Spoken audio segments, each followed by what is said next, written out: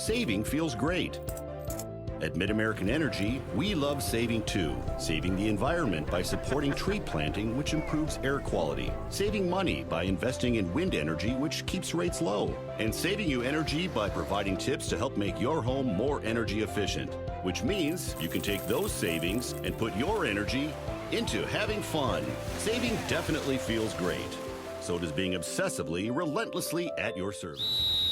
Hi, Ron here, head coach of Westside Auto Pros. When your car's on the injured reserve, you want to get it back in the game as soon as possible. I know that. That's why you need to bring it here to Westside Auto Pros. I have a team of experts that can fix almost every automotive injury. Whether it's a fractured joint, a brake, or if your car just got its bell rung, no problem. We can even do a complete physical on your car to make sure it's game ready for the entire season. So bring your car to Westside Auto Pros and we'll get it back in the starting lineup in no time. Hey, you guys are dogging it back here. Let's move it, move it, move it. Miss your hometown clothing store? The one that had it all? Everything to get the work done, all in one place? G&L Clothing is your hometown Iowa store. Stop in and see us. Or we're only a click or phone call away. Family owned for nearly a century. G&L Clothing, 1801 Ingersoll, Des Moines. G&L Clothing, your size, your style, we've got it all.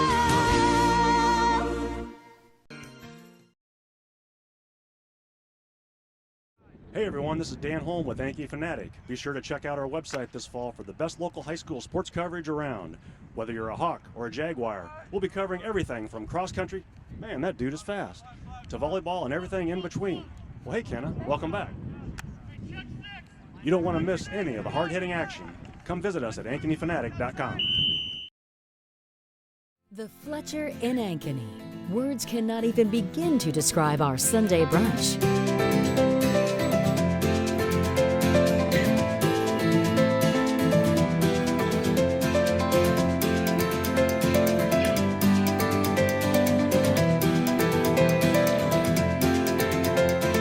You won't find a better Sunday brunch than what's being prepared for you. Try it this Sunday. The Fletcher, North Ankeny Boulevard in Ankeny. Black Friday year-end closeout event. Schottenkirk Chevrolet Waukee. Up to $4,500 off. Plus 0% for 72 months on new 18 Silverados. Including $2,500 and $3,500. 0% for 72 on Volt, Cruise, and Trax. And 2019 Equinox. New 19 Equinox. $245 per month lease. Only $999 plus taxes and fees. Up to $5,500 off. Plus 0% for 72 on all new Tahoes and Suburbans. Hurry in. Schottenkirk Chevrolet Waukee. WaukeeChevy.com. Black Friday.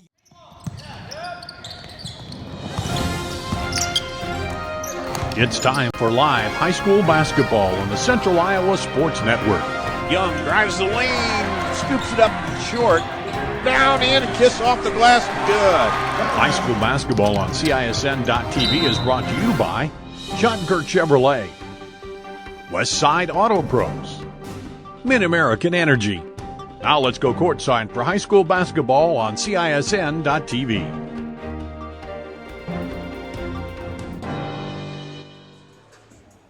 Good evening and welcome to Ankeny Centennial High School. Dar Danielson with you on CISN.TV as we get ready for yet another early season matchup of rated basketball teams here. West Des Moines Valley at number 4 comes in here to Ankeny to face Ankeny Centennial. They're rated number 10. Of course, the ratings will change a little bit on Thursday when they come out as Dowling gave Southeast Polk, the number 1 team, their first loss 69-65 yesterday. So that could make a little change in the ratings. Valley, we had them the other night against Dowling, and they beat Dowling on a last-second a bucket with 11 seconds to go and ended up beating them by 2 points. So as we talked about it so far in this early season about how close these teams are, that's going to continue, and it'll be interesting. We'll see how the rankings come out on Thursday. But both these teams were rated in the preseason ratings. Centennial at number 10, that's where they're at right now. Valley moved up just a notch after the first week. Southeast Polk, we talked about it, number 1. They did take a loss last night.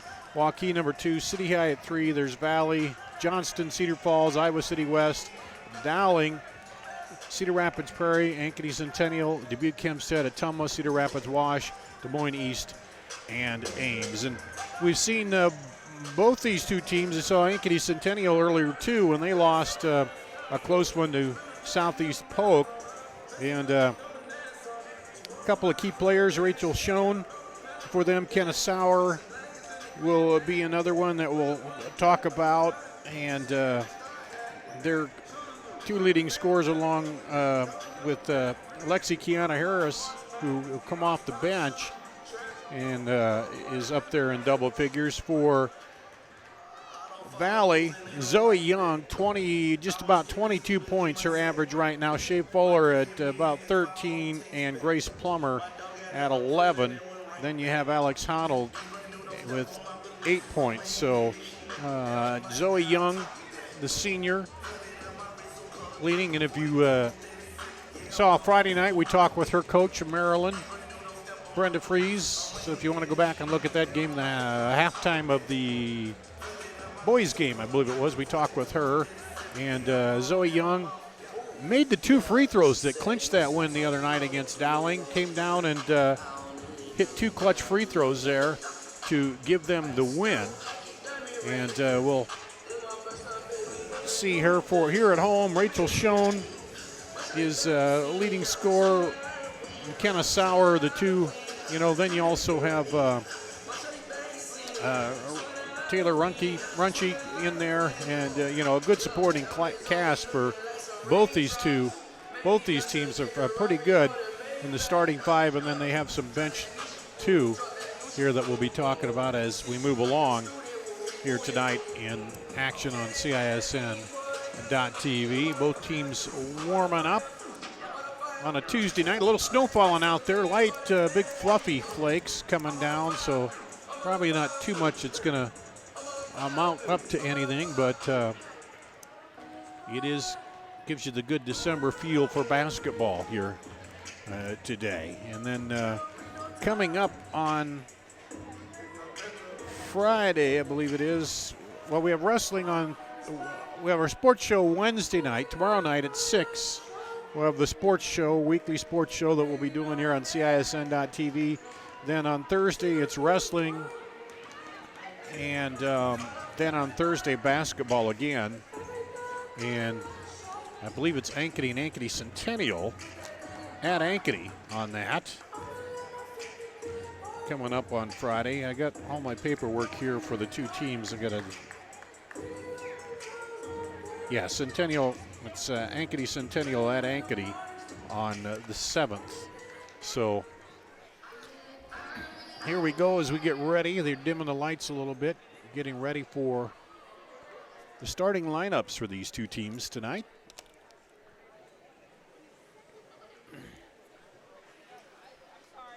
And Scott DeYoung, the head coach of Ankeny Centennial. Joe Segrist, the head coach at Valley.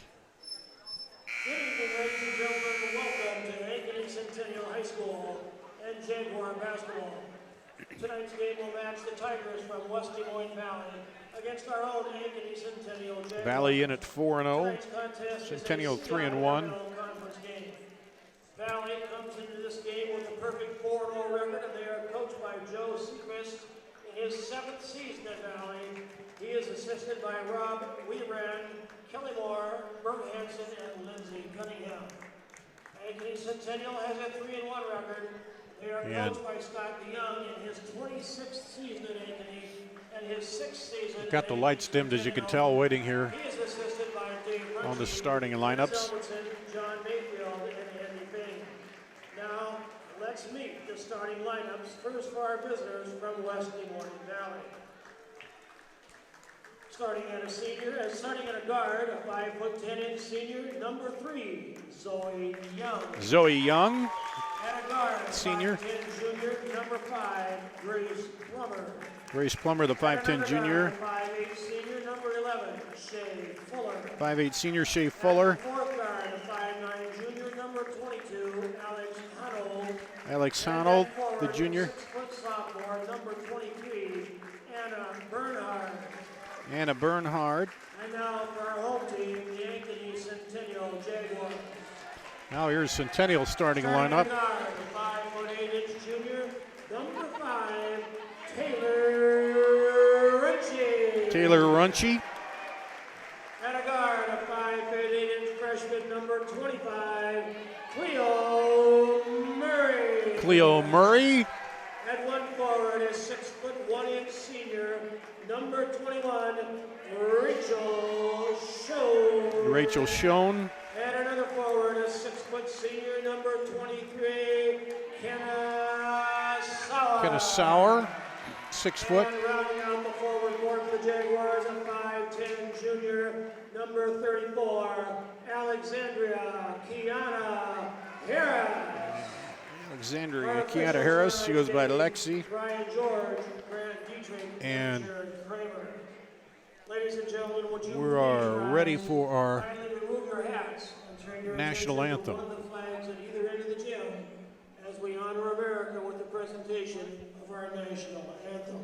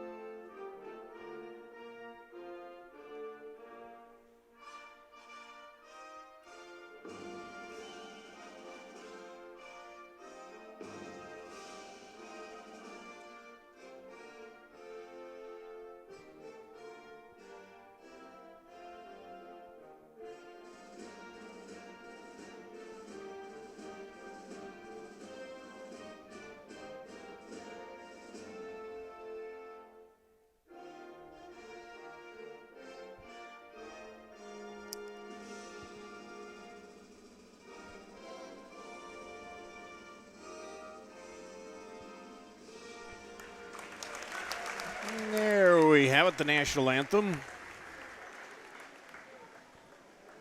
As we get ready for basketball. And just looking at it, you got Schoen that goes 6'1", and Sauer, who goes 6 foot. And of course, Valley, nobody over 6 foot or at 6 foot, I don't think. 5'11", Anna Bernhard, their tallest player. But may not matter. Hasn't for them so far in 4 games, but should be a good matchup here tonight as we get ready to jump it up.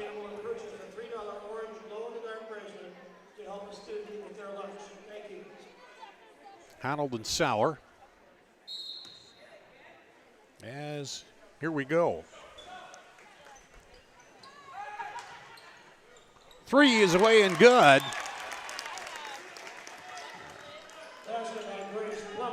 By Grace Plummer. She gets him started early. And Valley takes the early lead.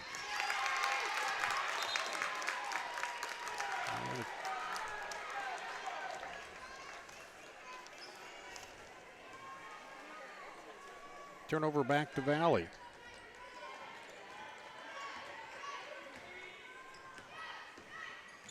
Bounce pass inside, baseline cut, and then the foul called.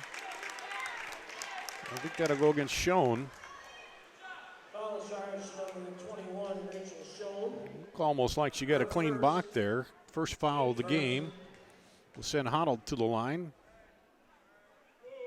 At the line shooting 2. And Honnold hits the first one.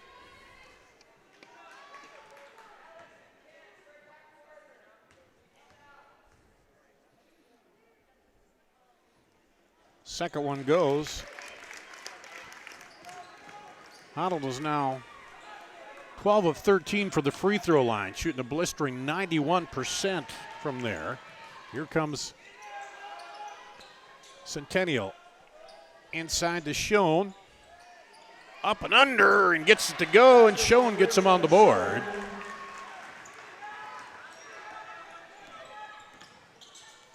And it's 5-2. And offensive foul called on Zoe Young. Foul charge First foul of the game on Valley. Pressure by Valley. Looks like a 3-2 zone press here. They're going to break it. Get it across. Schoen has it.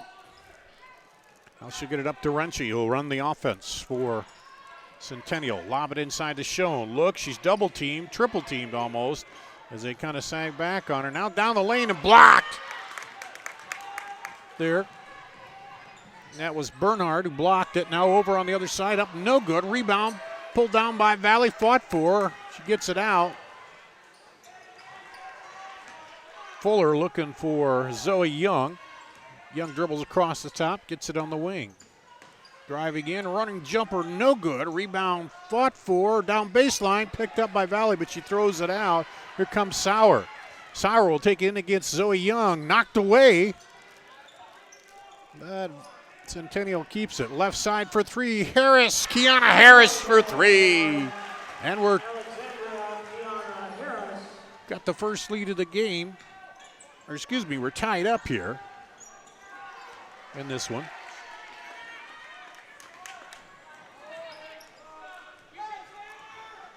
They call that a 2, I guess. Okay. So 5-4. I thought it was a 3, but should have watched it all the way to see if the hands went up. Here's a drive on the baseline. Up and good off the glass.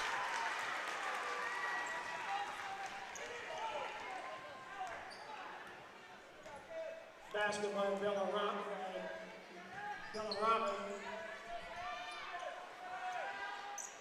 And there's a 3.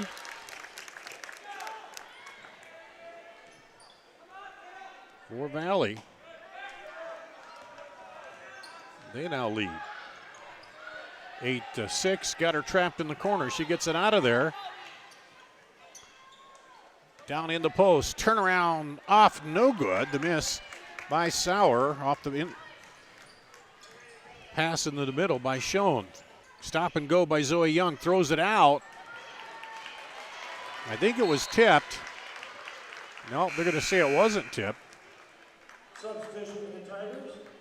Jasmine Spann will come in for Valley. And out will come Anna Bernhard.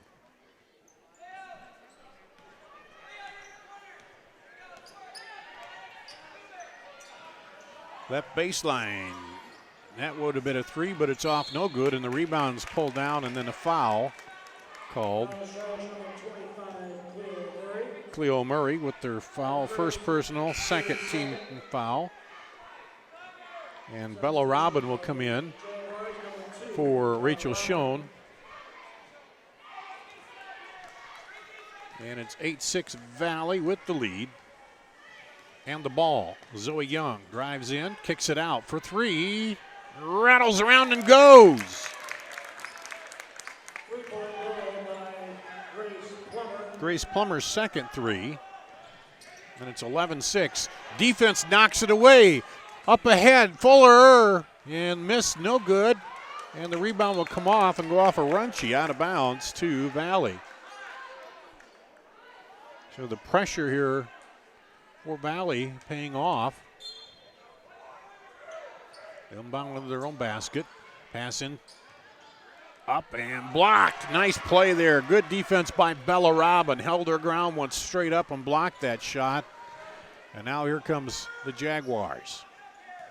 Down on the block, Kiana Harris up, no good. And then over the back, pushing into the back, will call on the rebound. Kenna Sauer. Her first, third team foul here. And she came in to get that rebound and got called for the push from behind. That's the third team foul on Centennial. Here's a 3, no good. Missed by Fuller. Rebound to the Jaguars, up the floor, down the right side, all the way up top. Robin decides not to shoot it, now they'll reverse it over. Sauer and Runchie battling out there. Fuller tried to pick her pocket. She keeps it, then deflected. Valley really getting their arms up in the passing lanes and deflecting the passes here, making it tough. so far on Centennial. They're going to set up in that box along the free throw line.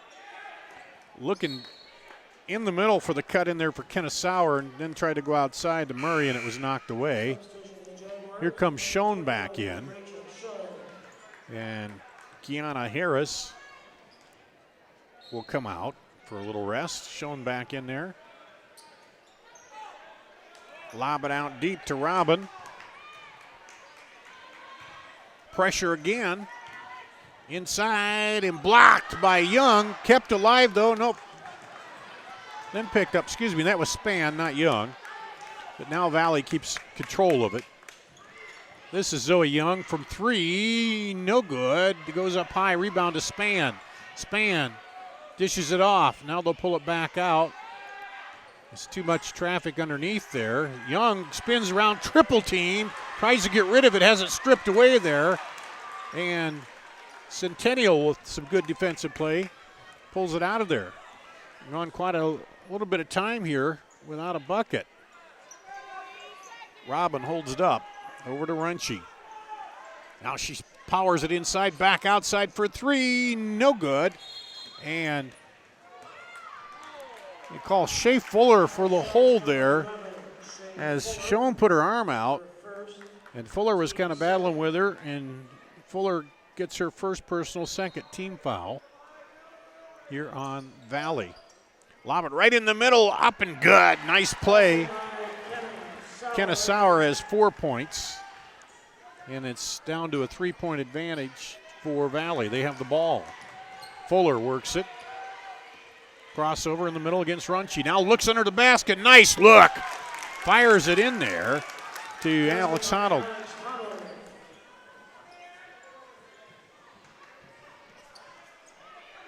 Back up by 5. Almost picked off there again. They go down.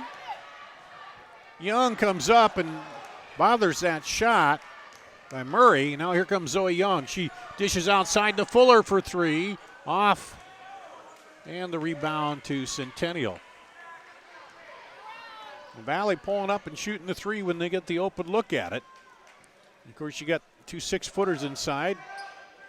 Now they double team Schoen, triple teamer. She gets it back outside to Sauer. And they'll reset the offense with Runchie.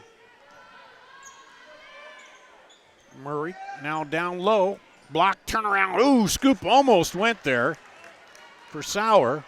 Now Valley will push the issue all the way up and off. No good. Rebound comes off to Runchie. She'll push it back the other way. Valley's back, though, 2-on-3. And Fuller couldn't stop her. Runchie goes right in and gets her first bucket. And it's 13-10. Minute to play here in the first quarter. Valley up by 3 with the ball. Kick it outside for 3. No good. And the rebound pulled down by Bella Robin. Here's Centennial's chance to either tie it. Oh, and they call the foul on Shea Fuller. That's her second, team's third.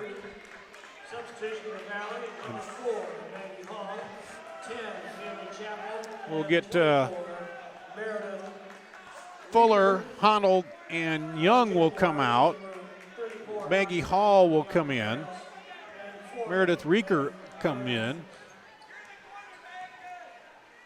So get the starters a little bit of rest and keep them out of foul trouble here in the final 40 seconds. Lob it to the middle, now around the horn, left side for 3. No good, rattles out. Span pulls it out, throws it up quickly, but a bad pass. And it's picked up there by Meg Burns, who's in for Centennial. Runchie with it, under 20 now. Here, first quarter. Centennial trying to close it with a score. Runchie down on the block to Schoen, now out to Burns, no good, rebound, and a foul will be called on the rebound. Bella Robin, her first, team's fourth. 14 fouls now on Centennial. 6.1 to play here. Here comes Maggie Hall dribbling it up. 2, drives through traffic and has it blocked into the hands of Schoen. And that's the way we'll end the first quarter. Valley leading 13-10. Back with the second quarter after this on CISN.TV. Fletcher in Ankeny. Words cannot even begin to describe our Sunday brunch.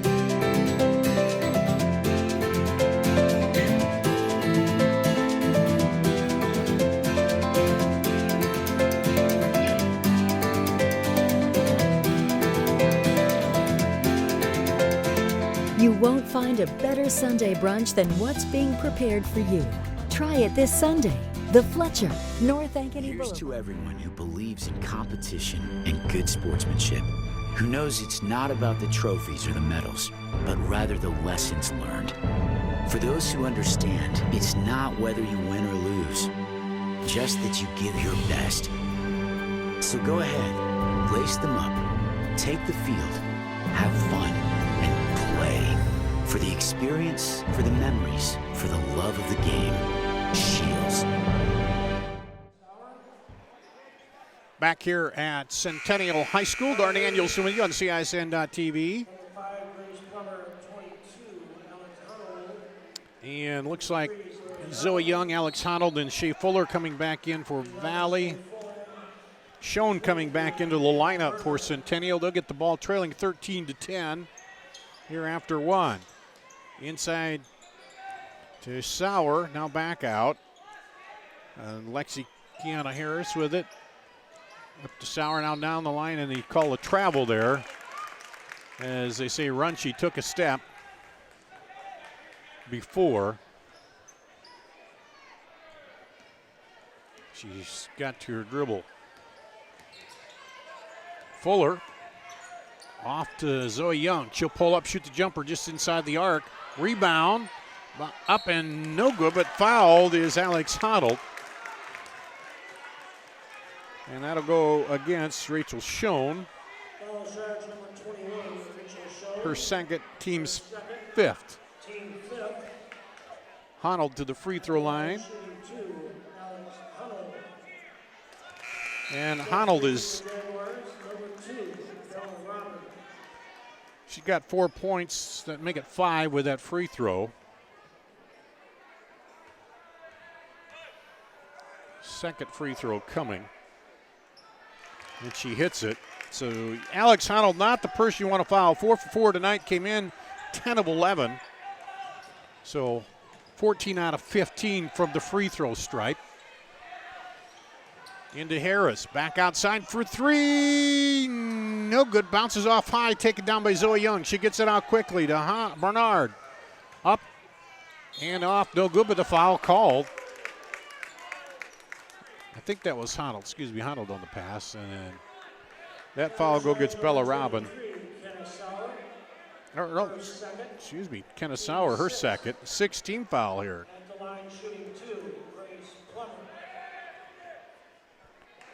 And Grace Plummer misses the front end of the two-shot foul. She's 1 of 4 from the free throw line. Hasn't really got it going there. Only shot 4. And misses both. She's got 2 threes, though. Maybe shooting in a little too close for her. And she's got 2 threes for 6 points to lead all scorers so far here tonight. Left corner, looking down low on the block for Harris. Zoe Young was guarding her there. Kind of a 3-2 zone out of Valley. Inside, up and good. Kenna Sauer. She's got 6. It makes it a 3-point ball game. 5 points, the biggest lead for either team. That's Valley. Oh, Centennial's not led. Oh, good cut by Zoe Young, but knocked away. And back in for Centennial, Cleo Murray, and in for Valley, Meredith Reeker.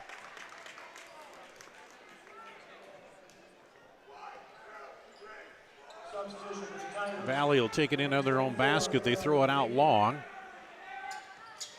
Zoe Young puts up the long 3, good! Knocks it home.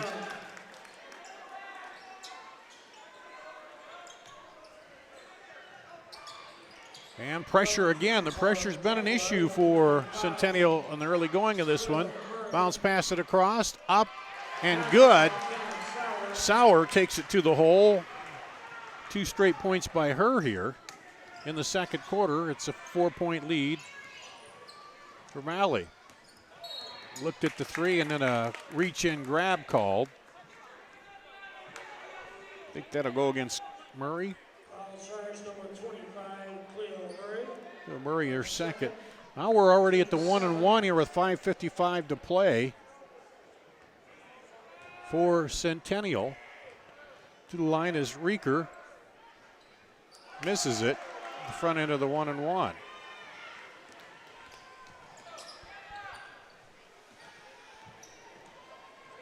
Here comes Centennial. Off the free throw miss. Trying to find a way through that zone of Valley. Talked about their size, but they move around real quick. Now down on the block to Harris. She'll kick it out. Right side for three. Good! Cleo Murray with the three, and timeout called as it's now a 1-point ball game. We'll take a break and be back right after this. Is this guy a contractor who does good work or a contractor who needs work? For a reliable recommendation, trust the Better Business Bureau, protecting consumers for over a century. When you go to bbb.org to check out a business, you'll learn if it's BBB accredited, see its grade on customer service, and read honest, useful reviews from local people. For online recommendations you can trust, start with trust at bbb.org/Iowa.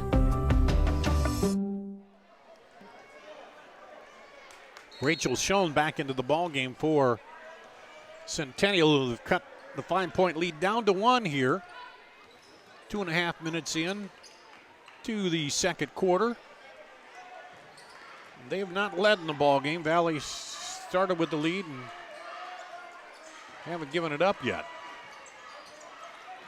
Right wing baseline, they're going to dribble it back up. Oh, looked like she pulled her pivot foot there, but didn't call it.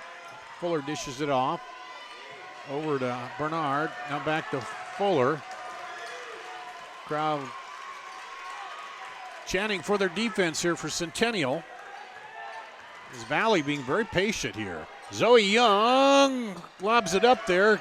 Caught and put back up and in by Honnold. So just as going to say they're patient, Zoe Young launches one from way downtown. Down the lane, runner is good. Kiana Harris makes it back to a 1-point lead. Back the other way. Zoe Young back quickly the other way. So now we got a run and gun game going here, folks. 22-19. 3-point lead and then a foul called up top.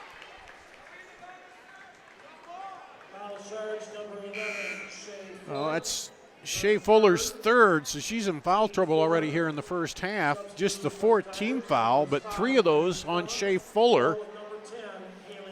Zoe Young has the other foul, so Haley Chappell will come in for Fuller. So that's a big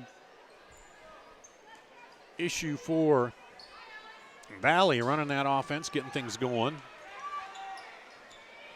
Inside, Runchi throws it in, now back out. Now back down on the block. Spin, up, and good. That was a pretty shot by Schoen. Spun around and puts it up, and we got a 1-point ball game again. On the drive, back over. There's a 3, no good. Missed by Reeker. And there's a foul from behind. I think Valley got a little tired that time and just reached in there. Alex Honnold, her first, team's 5th. And Sauer back in and Meg Burns back in for Centennial. Centennial now a chance to take their first lead of the night with a bucket here of any variety. Dribbling in, slides over and misses it. Had to slide around the defense there. Murray all the way in, and there's a push up top by Sauer. And that'll be Sauer's third. So we got 2 of the starters for each team with 3. And that's the 8th team foul for Valley.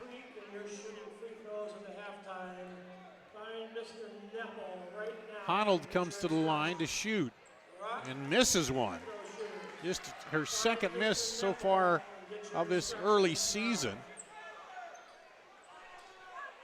And surprising there.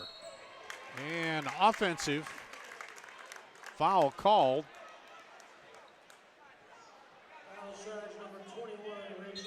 Rachel Schoen now has 3. So the foul's starting to mount up here for both these teams, as now Centennial has 2 starters with 3. Shea Fuller for Valley has 3. Well, Valley still only has 5 team fouls. You're trying to keep up with a little bit quicker size Valley. Outside for 3, no good. Rebound pulled down by Valley. Off the miss by Haley Chappell. She's in there for Shea Fuller, who's on the bench with the 3 personals. Again, Centennial. A bucket will give them their first lead of the ball game. Down on the block, they kick it out. Now over to Kiana Harris. She'll throw it back up top. They'll rotate it around. Looking for a screen over there. Dribbling through is Burns. Right wing. Very patient here. Knocked away. Out of bounds by Valley. And Jackie Pippett in there now for Centennial. And Maggie Hall back in for Valley, replacing Haley Chappell.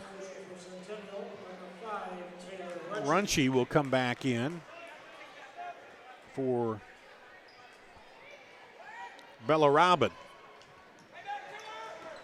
They get it out to Burns. And knocked away, went off the leg. I'm surprised they didn't call a kick. Here's Zoe Young, all the way down, up and good, coast to coast for Zoe Young. And that lead back up to 24 with the 2-minute mark here in the first half. Lead back up to 3, I should say, 24-21. Burns drives in, gets it up underneath, and goes. Almost, Pippett got it. Almost looked like that was going to roll off the rim. But it goes down. Back to a 1-point ball game. There's a 3. Grace Plummer pops the 3. 5 threes here by Valley in the first half. And they got a 4-point lead. Bounce pass into Harris on the block. She kicks it back outside to Runchie. Runchie will set it up here. Burns drives, throws it across. Runchie for 3, no good. Rebound comes out to Valley. Valley will push the issue all the way down. Took a hop and a skip there as Grace Plummer tried to stop and get it back to Zoe Young, but took an extra skip to Malou there, and it's going to go back to Centennial. Pressure again by Valley. Under a minute to play. And goes down, diving down with it, and a jump ball call. Held ball will go to Valley. So Meredith Reeker dives in there and ties her up, and now Valley will get the ball. We'll see what they do if they play for one shot here at the end of the half.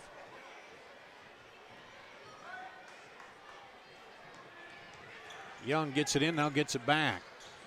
She's going to put up the 3. No waiting on that. It's short. And that was a shot maybe you want to wait on. Lobbed it down, and then a foul will be called on Plummer. Her first, just the team 6. Really not a bad foul because Murray was going to go down baseline and probably get a layup off the glass. Now you get to get everybody back in there and defend it. They throw it out to Burns. Burns to Runchie. Runchie gets a high screen, then the screener rolls off. Pippett not there, and it goes off of Centennial to Valley.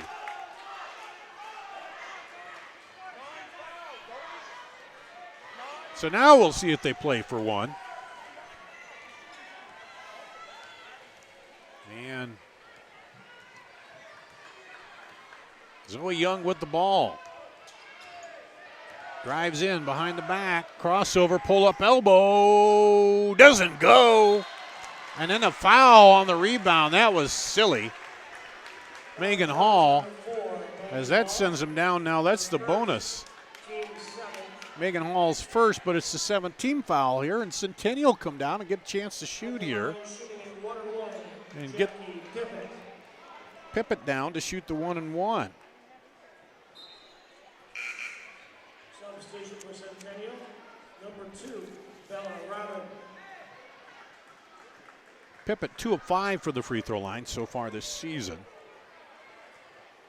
For 40%. Get the 1-and-1 here. Sends it home to make it a 3-point game.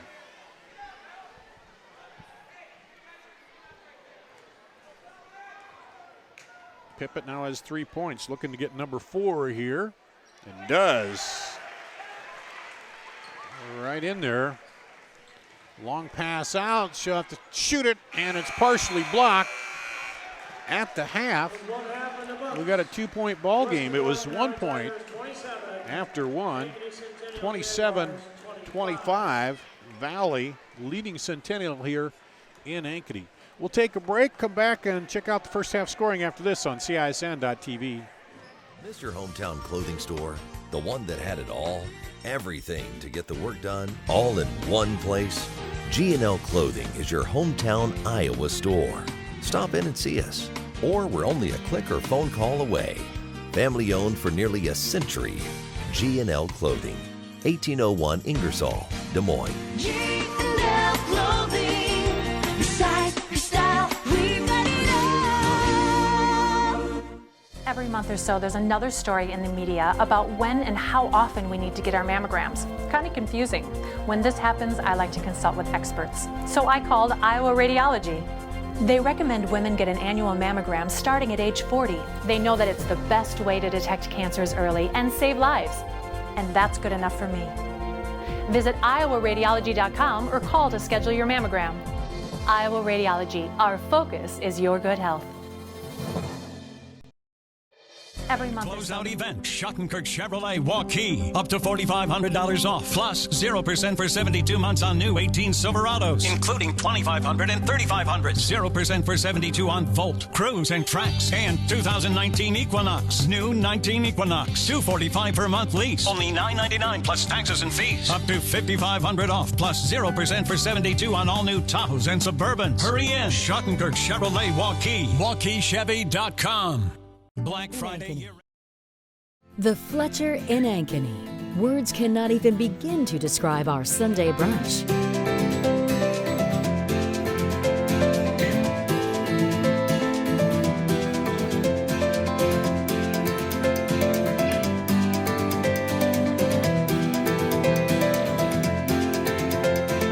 You won't find a better Sunday brunch than what's being prepared for you.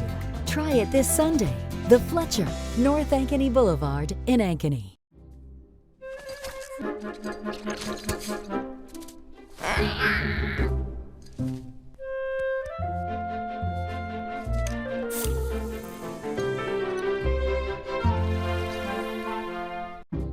There's no doubt about it. Saving feels great. At Mid-American Energy, we love saving too. Saving the environment by supporting tree planting, which improves air quality. Saving money by investing in wind energy, which keeps rates low. And saving you energy by providing tips to help make your home more energy efficient. Which means you can take those savings and put your energy into having fun. Saving definitely feels great. So does being obsessively, relentlessly at your service. Here's to everyone who believes in competition and good sportsmanship, who knows it's not about the trophies or the medals, but rather the lessons learned.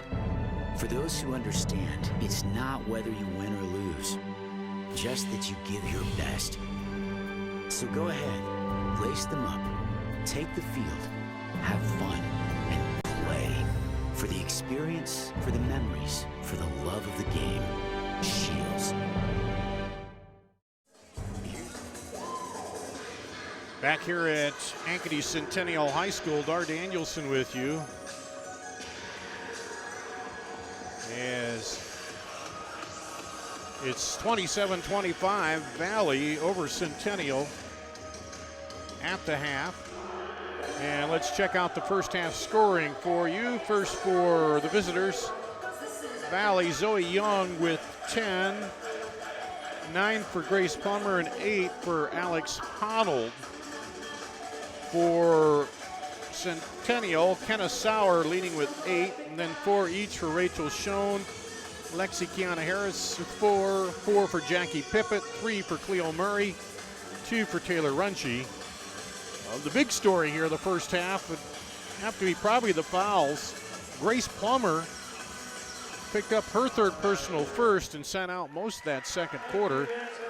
Then both Rachel Schoen and Kenna Sauer picked up fouls 2 and 3. So 2 starters there with 3 fouls, and that put Centennial in the bonus. Valley didn't go into the bonus until the very last foul here toward the first half. And Valley's got the first bucket, a 3-pointer, and they've led since. And the biggest lead of the game so far has been 5 over Centennial. Valley has hit 5 threes, Centennial 1 3. Centennial 1-1 free throw. That only free throws those last 2 there to make it a 2-point matchup by Jackie Pippett, who came in and hit the 2 free throws, getting fouled and the rebound. And then Valley shot 4-7 from the free throw line here. Wait a minute, 2, 4, 6, 7, 8. No, make that 4 of 8. I missed one there. So they're shooting 50% from the free throw line. And they led 13-10 after 1. Centennial, Valley built that lead up to 5 a couple times as Centennial's chipped it down to 1, but hasn't been able to tie it or take the lead here so far in this ball game of these two teams. And Valley coming out and pressuring full court quite a bit here, and has forced several turnovers on Centennial. And Centennial did handle that a little better in the second quarter. Then Valley has come out and they've used a little bit more speed. They're going to push it up the floor as soon as they can here against Centennial. Centennial has the size, so they like to get, Valley wants to get down the floor quickly before Centennial can get back.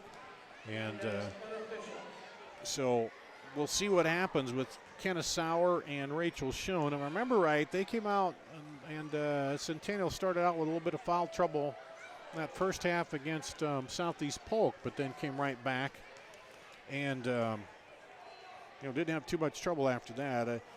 First quarter score was Waukee over Johnston, 13-11. Let me scroll through here and see if there's anything else, other scores I can pick up here.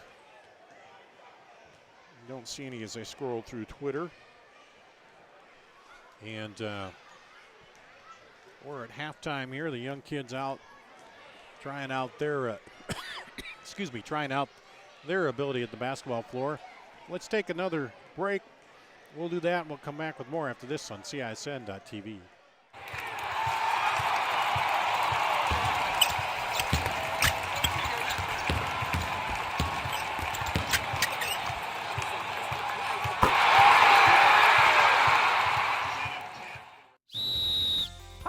Here, head coach of Westside Auto Pros. When your car's on the injured reserve, you want to get it back in the game as soon as possible. I know that. That's why you need to bring it here to Westside Auto Pros. I have a team of experts that can fix almost every automotive injury, whether it's a fractured joint, a brake, or if your car just got its bell rung, no problem. We can even do a complete physical on your car to make sure it's game ready for the entire season. So bring your car to Westside Auto Pros and we'll get it back in the starting lineup in no time.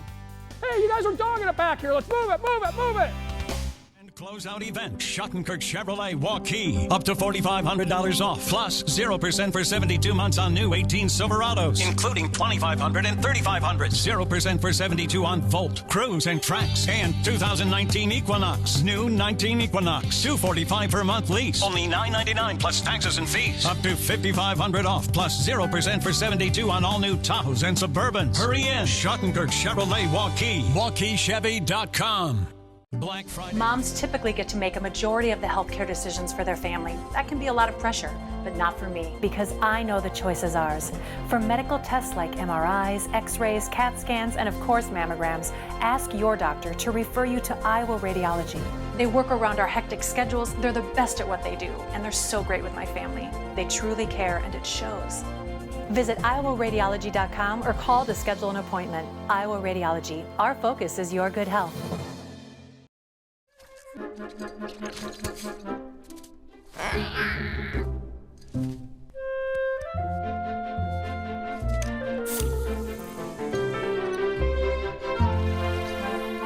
The Fletcher in Ankeny. Words cannot even begin to describe our Sunday brunch.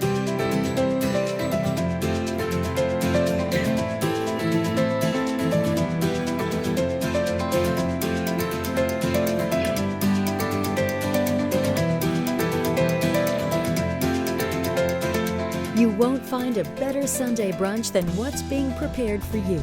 Try it this Sunday. The Fletcher, North Ankeny Boulevard in Ankeny. Here at Centennial High School on CISN.TV in Ankeny, Dar Danielson with you. Our halftime score.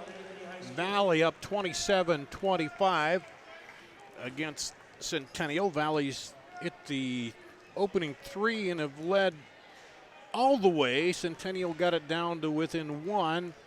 Valley had the biggest lead was 5, and then 2 free throws toward the end of the first half here made it a 2-point ball game. Speaking of Centennial, coming up tomorrow night on our sports show, we'll have the coach, the head volleyball coach, Jessica Reinhardt, and talking about their state championship at the state volleyball tournament in Cedar Rapids. Saw some of those matches here, including the epic against Valley that went to extra sets there. In something like the second time in 2 years they went to extra set matchup in the state tournament with Valley. And we'll be talking with her tomorrow night. The show begins at 6, so if you're a volleyball fan or a Centennial fan, tune in and you can watch that tomorrow night here on CISN.TV. We got another half of girls basketball here in a good matchup with number 4 Valley and Centennial, number 10 here at home, trying to knock them off. And of course, new ratings will come out on Thursday, and it'll be interesting to see there as Valley beat Dowling Friday night by 2. Then Dowling turns around last night and beat Southeast Polk, the number 1 team, by 4, I believe it was. So we'll see what happens. Sounds like all the starters for Valley: Zoe Young, Shea Fuller, Grace Plummer, Anna Bernhardt, and Alex Honold. Rachel Schoen, Lexi Kiana Harris, Kenna Sauer, Cleo Murray, and Taylor Runchie to start the second half for Centennial. They're in the white uniforms here, and Valley in the dark. As we get it started, Valley on defense with a 2-point lead, and Centennial like to tie it up or take the lead here. And picked off by Valley. Down out to Zoe Young. She throws it across, finds an open look over there, and it's just off short. The miss there by Honold. Good pass by Young, and that one just bouncing off. Harris throws it up top to Runchie. She'll get the offense going. Looks like they're going man-to-man here now. Valley is. They lob it inside and over the head. Down there. And out of bounds over the head of Schoen. So, no score here yet. Neither team has scored to start the third quarter, a minute in now. Down the lane, and looked like she drug her foot there, but shot goes up anyway and no good by Bernhard. Now back the other way, up and good by Sauer. And we got a tie ball game. First tie here of the night. Zoe Young dishes it underneath, and they kick it outside pass. A little hot to handle there, though, from Honnold. Zoe Young, she'll pull up for the three, rolls down the cylinder and out. And now Centennial comes down with a chance to take the lead with a bucket. Into the post, turnaround, off, no good. Zoe Young comes up with the rebound miss of Kenna Sauer. They'll push it up quickly, and up to Fuller, who gets fouled. And that'll go against Murray, her third. So first team foul the second half. So 3 Jaguars with 3 fouls out there, and Shea Fuller will go to the free throw line. She's scoreless here tonight. 4 or 5 from the free throw line on the season. And the ball rolled under the bleachers, I guess. They're looking for it. There it is. We found it. After the foul, got away. Sitting in the front row courtside, please move back. Thank you. Here's the free throw, so that gives the lead back to Valley. Second free throw from Shea Fuller is good. So back up to a 2-point advantage. And the pressure again by Valley.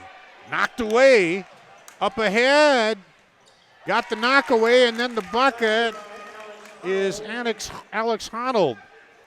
I think her size is deceiving. She picked off that pass against Dowling. There's into Lexi Harris, misses it. She picked off the pass against Dowling late when they had a chance to go ahead. And now there's a foul that's going to go against Bernhard. I always want to say Bernard, but it's Bernhard. And that's the first team foul, first personal foul, and Schoen to the line to shoot 2. She hits it. Rachel Schoen with 5 points now. 73% from the free throw line so far in this young season. And pops 2. And we're back to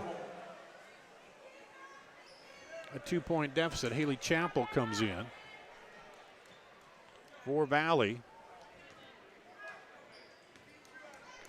replacing Bernhard. Here come the Tigers now. Hanging on to that lead. Centennial tied it up. Then Valley ran off a couple points, and then Zoe Young gets it off her foot, but it's kept alive there as Centennial couldn't come up with it. Now down to the baseline. Cross court, 3, no good. A long rebound comes out, and Chappell almost fouled there. They got her stopped in the backcourt and stripped away. Up ahead, Zoe Young is good. So defense paying off here for the Tigers at press. Now they break it, get it up the sideline.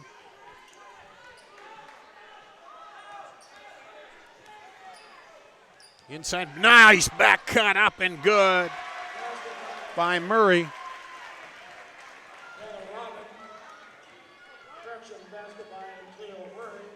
Off that back cut. And it's still a 2-point ball game here. Looked at the 3, dribbles over, kicks it to Zoe Young for 3. Good! Zoe Young has 15. And Valley takes a timeout. We'll take a quick break. Be back right after this on CISN.TV. About it. Saving feels great. At MidAmerican Energy, we love saving too. Saving the environment by supporting tree planting, which improves air quality. Saving money by investing in wind energy, which keeps rates low. And saving you energy by providing tips to help make your home more energy efficient. Which means you can take those savings and put your energy into having fun. Saving definitely feels great. So does being obsessively, relentlessly at your service. Basketball game for my AAA basketball tournament. Back to action here. Valley's built it back up to a 5-point lead off the pressure, just like that. There's a steal from behind by Shea Fuller. Gets it over to Zoe Young. Young down the lane, spins, and called for the travel. Halftime score, Johnston over Waukee 21-19. Well, that time they can't convert points off the turnover. Now they get them caught in the corner. They have to get it up, again get that 10 count. They get it across, finally, Sauer.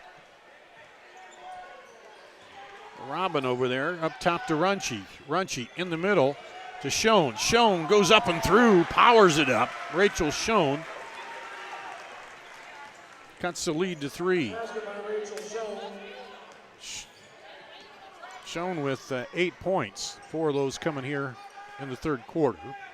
Here's a 3 by Young again. This one is off, and a foul called on the rebound.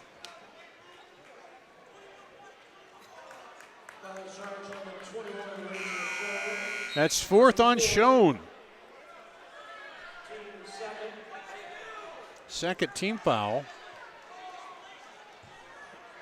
Schoen will come out, and Cleo Murray will come out. And Valley inbound on their own bucket. They throw it out long. Goes into the backcourt, and Zoe Young smartly did not touch that. And let it go. Fuller over to Young. Young dribbles in, spins, and loses a handle. Now there's a tie-up, and that'll go to Valley.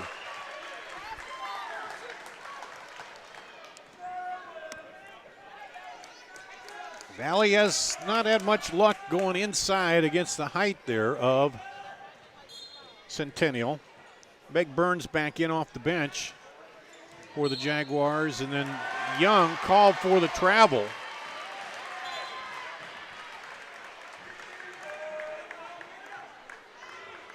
And the ball goes back to Centennial. We'll see if they keep that press on. They do. And breaking that press has been an issue.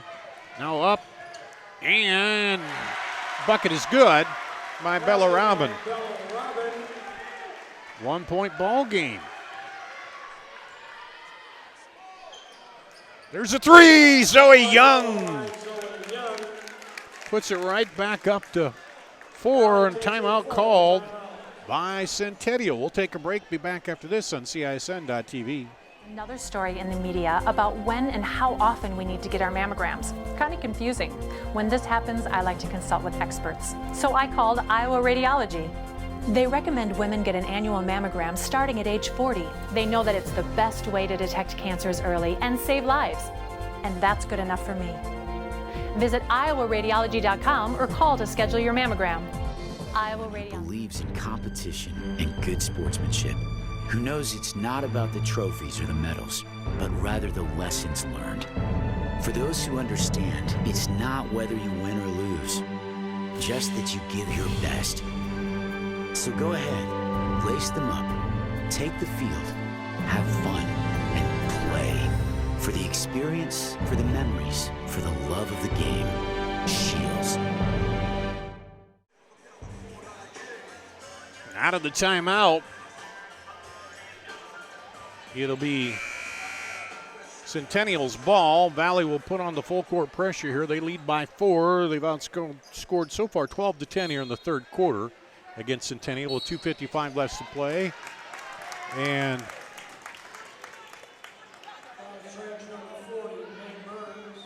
Burns called with the foul on that.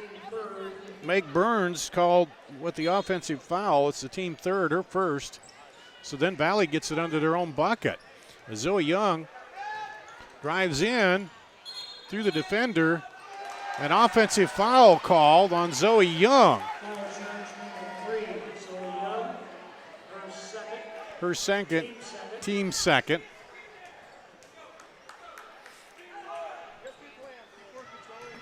And Shea Fuller gets called for the foul.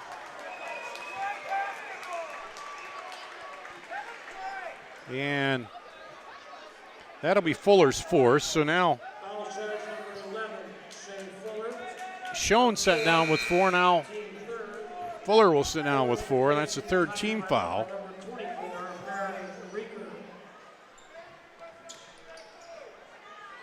And they get it in. Burns.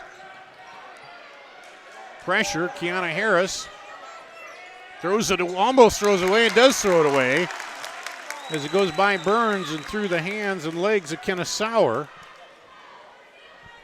So that pressure really giving trouble here to Centennial tonight.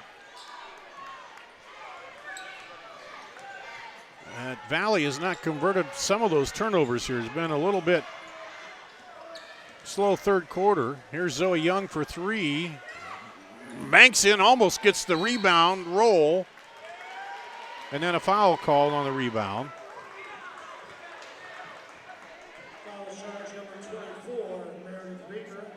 Reeker with the foul, her first, team's fourth.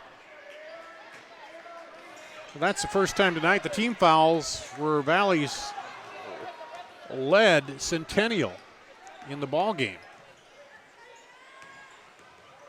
Burns lobs it into Harris. She goes through, reverse layup, no good. Rebound pulled down by Valley. They're going to push it. 3-on-3. All the way down, cross the lane, knocked away, but Young comes up with it. Young down the lane, puts it up, and that would have counted.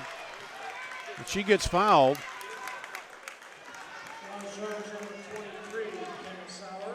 Sauer now has 4. Team fourth. Zoe Young. To shoot 2, she hits the front end, first one. She's got 19 points now. Pippett in for Centennial. Young with the second free throw is good. So 20 points now for Zoe Young with 2 minutes to play here in the third. Knocked away. Pressure again down the lane, up and no good. Rebound. Put back up and good by Honold. Alex Honold has 4.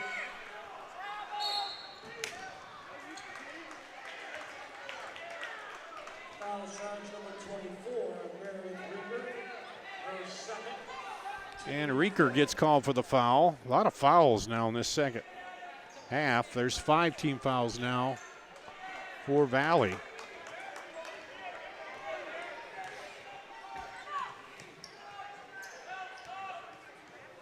Up top with it, Harris over left side, Runchie. She'll drive baseline, stop. Back out, now to Burns, top of the key. Robin. Pippett now around, 3, good! By Burns. Gets him on in there with a 3 and makes it a 5-point lead. And we'll take a break and come back with more right after this. Miss your hometown clothing store? The one that had it all? Everything to get the work done, all in one place? G&L Clothing is your hometown Iowa store. Stop in and see us. Or we're only a click or phone call away. Family owned for nearly a century. G&L Clothing. 1801 Ingersoll, Des Moines. G&L Clothing. Your size, your style, we've got it all.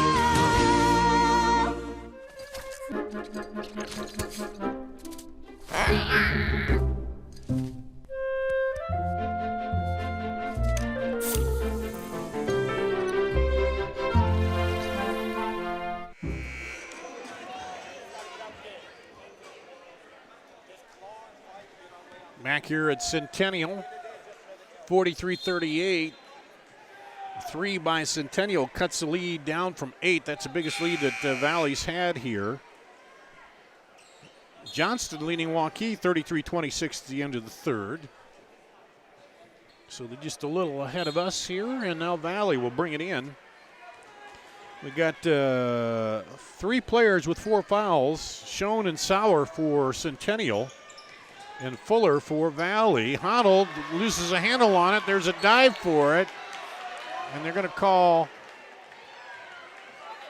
a foul. A lot of fouls called here in this third quarter. That'll be the 6th. So 10 fouls in the third quarter. Valley only had 7 all in the first half. Runchie goes all the way down. She gets fouled. I think they're going to call Honnold again. That'll be her third.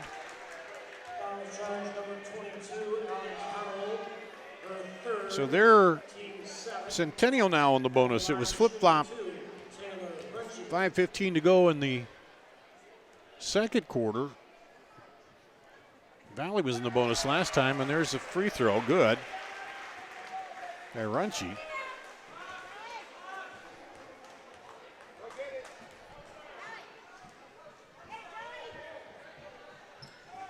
And it's good.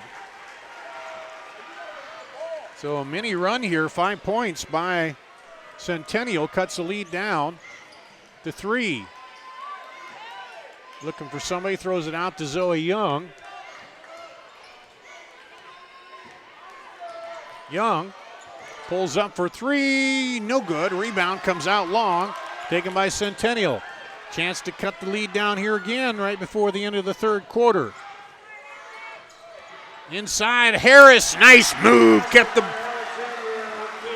Zoe Young on her hip and kept her off.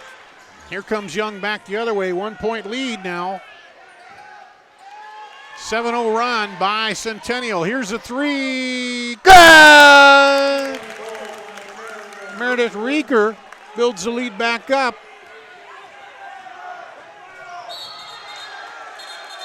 And offensive foul call. I think, or is it? No. No, Reeker gets called for the foul, her third.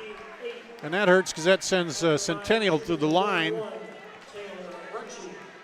Runchie goes to the line, where she's 1 of 1 tonight with 4 points. High arcing free throw spins through. She'll get the bonus. They went on a 7-0 run before that 3. Now a chance here to make it a 2-point ball game with 4 seconds. And she does. Young gets it in. She'll dribble it up. Shoots it. Oh, hits the front of the rim. Well, Valley clinging to the lead here. 46-44 over Centennial. Back with the final period after this on CISN.TV.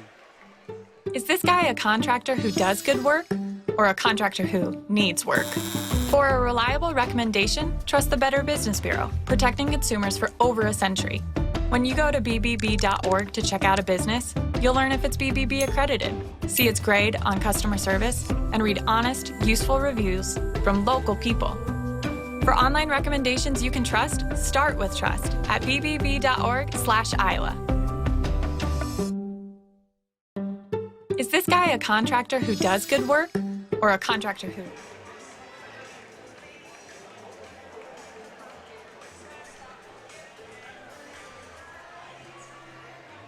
Here at Centennial High School in Ankeny, Dar Danielson with you. Jaguars were down 8, went on a 7-0 run, and now down 2 as we head to the fourth quarter. They have not led at all. They had 1 tie, but have trailed the entire game here against Valley. Rachel Schoen with 4 fouls and Kenna Sauer with 4. Shea Fuller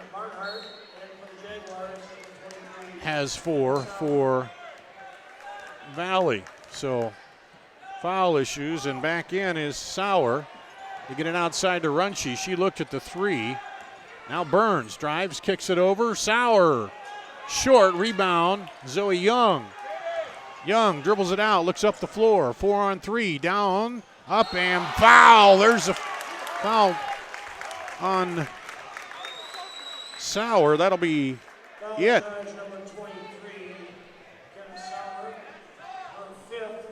5 on Kenna Sauer with 7:38 to go in the 4th. So she'll foul out with 10 points. Her average is 10.3.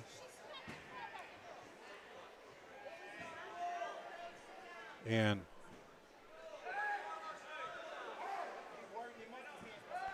now they're talking.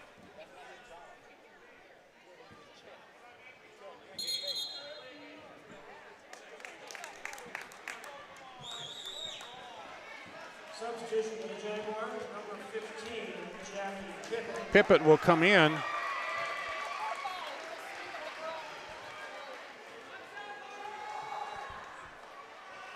And free throw is up, no good. It's a 2-shot foul here. I got a little confused with all that was going on. Bernhard.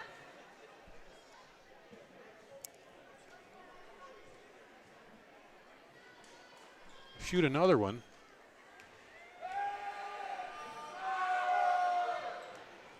And it's no good. So after all that, we'll come down. Centennial loses one of their starters, Kenna Sauer, with 5 fouls. But they have a chance to tie it here or go ahead on a 3. Here's a drive, blocked from behind. And Valley comes away with it up to Zoe Young. Young will come down against Burns, bounce pass underneath, up and rattles around, no good. And then the foul called on Bernhard, I believe. Oh, Chapel. This will be the 9th team foul here.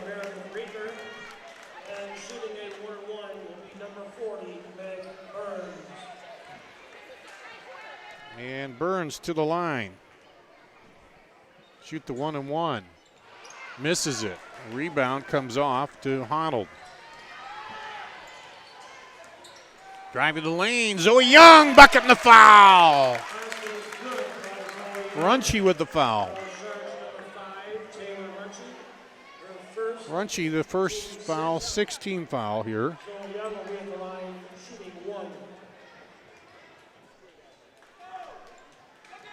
And Zoe Young puts it in.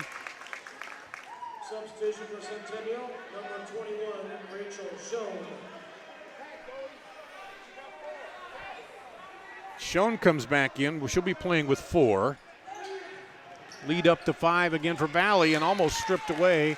That pressure all night has been trouble for Centennial.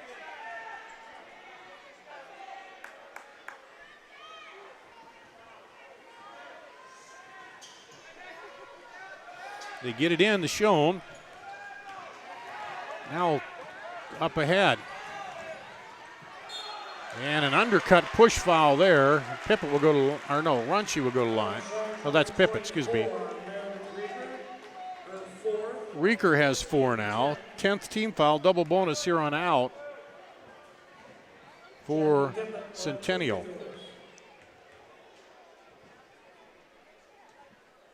Pippett hits the free throw. She's 3 of 3 from the line tonight.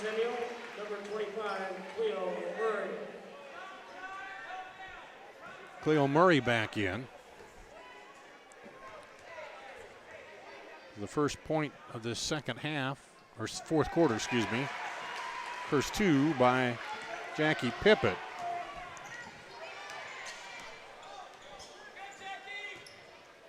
Now Valley with it. Here's a 3, bounces, no good. Rebound pulled down.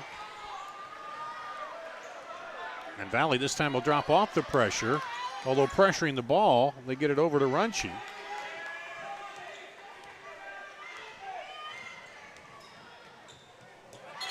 And thrown away by Centennial. So they drop back in man-to-man that time.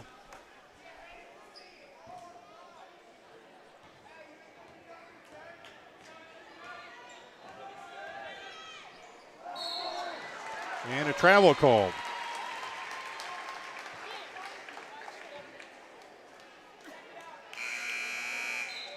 Substitution by Tigers, number 11, Shea Fuller. And the Jaguars, number 34, Alexandria Keanu Harris. Kiana Harris comes in for Centennial. Shea Fuller will come in now with 4 personals at 6:15 mark. And we'll see how long she can stay in. Kenna Sauer came in with 4 and didn't stay in very long. Schoen's in there with 4. Also dribbling out front, knocked away, but it'll go out of bounds as Honnold jumped the pass out there.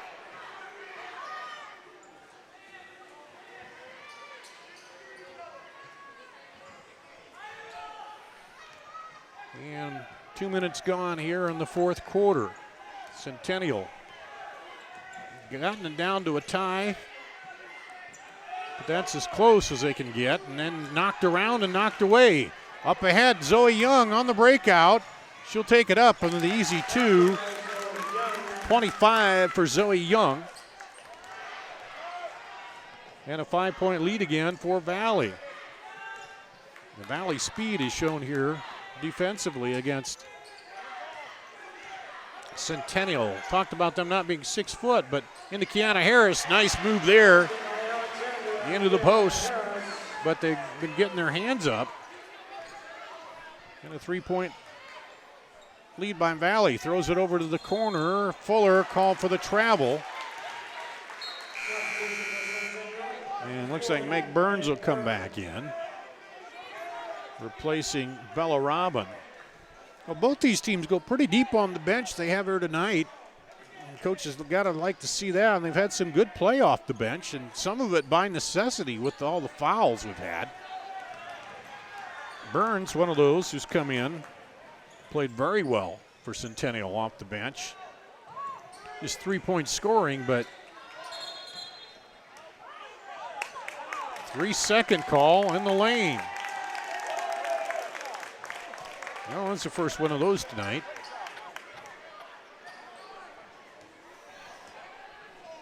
And here comes Valley with hanging on to that 3-point lead here. Centennial just unable to get a string together to crack that down. Fuller looks inside to the cutter, up underneath the bucket and the foul, and that'll be number 4, I think, against Schoen. We'll see. Yep. She'll foul out with 4:40 to play. The basket was good by Alex Honnold. Honnold got the bucket, so Schoen fouls out with 8 points. Here with 4:40 to play. Number 15, Jackie Pippett. Jackie Pippett comes in. So Schoen and Sauer both have fouled out. That's a 7th team foul. We got 17 fouls here.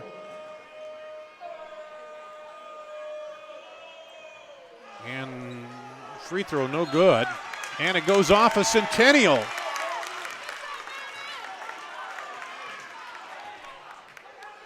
So everything just kind of stacking up on them a little bit here. Zoe Young drives in and gets the bucket.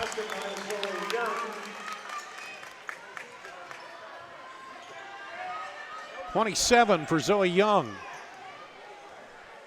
And the lead now up to 7 for Valley.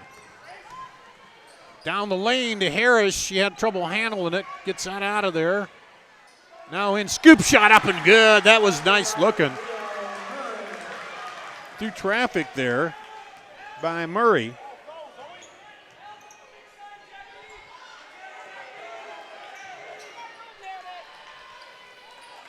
And halfway through the fourth quarter, 5-point lead for Valley. Fuller with it. Again, she's playing with 4 personal fouls. In the block to Young. She turns around, kicks it out for 3. No good. Rebound comes down to Centennial, up to Runchie. Runchie will take it all the way in. Offensive foul call on Runchie. her second. Playing control foul is charge number 5 to Munchie. Team 8. Second, team 8.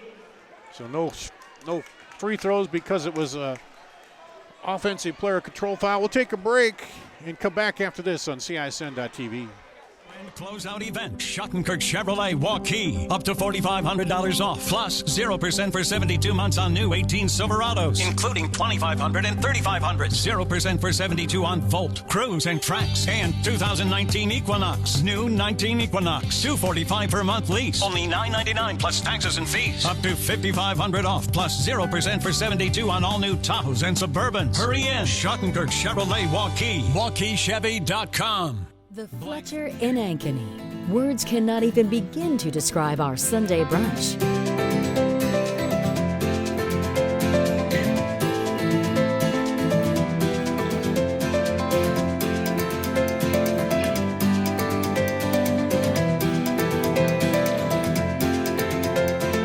You won't find a better Sunday brunch than what's being prepared for you.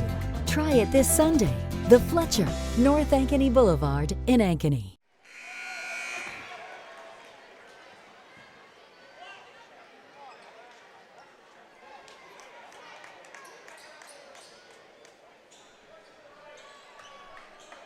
Back here at Centennial, Valley will bring it in, hanging on to a 5-point lead.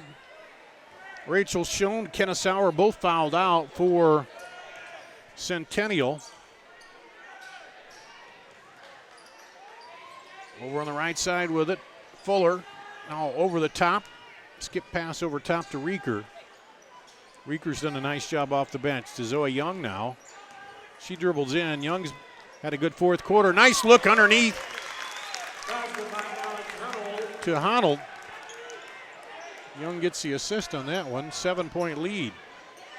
This pressure you're seeing here, that's what's hurt Centennial all night. This time they break it. Unable to get a shot off, though. Back out to Burns. 3 falls short and battle for it. Picked it up and battle again, and somehow Zoe Young came out of the pile with that one. As we come up on 2.5 to play here in the ball game. Centennial's going to need to get some stops and get a run going here. They've hit just 2 threes tonight, and that ball goes out. And Valley's hit 8 threes in the ball game. Joe Segrist talking to him on the sideline, tell him to get back. And that one goes off, out, and back to Valley.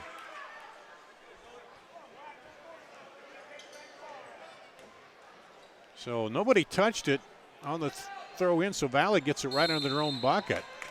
And Scott DeYoung wants to call timeout, talk this over. We'll take a break, come back after this on CISN.TV. Miss your hometown clothing store? The one that had it all?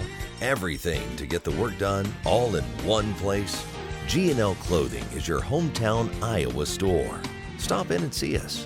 Or we're only a click or phone call away. Family owned for nearly a century. G&L Clothing, 1801 Ingersoll, Des Moines. G&L Clothing, your size, your style, we've got it all. Hi, Ron here, head coach of Westside Auto Pros. When your car's on the injured reserve, you want to get it back in the game as soon as possible. I know that. That's why you need to bring it here to Westside Auto Pros. I have a team of experts that can fix almost every automotive injury. Whether it's a fractured joint, a brake, or if your car just got its bell rung, no problem. We can even do a complete physical on your car to make sure it's game ready for the entire season. So bring your car to Westside Auto Pros and we'll get it back in the starting lineup in no time. Hey, you guys are dogging it back here. Let's move it, move it, move it. At Ankeny Centennial High School, Dar Danielson with you. Valley leading 57-50. They'll get the ball in under their own basket here after the turnover by Centennial. Down Zoe Young down the lane. Not there, kicks it out for 3. Long, rebounded by Valley. Fought for, tied up, and that'll stay with Valley.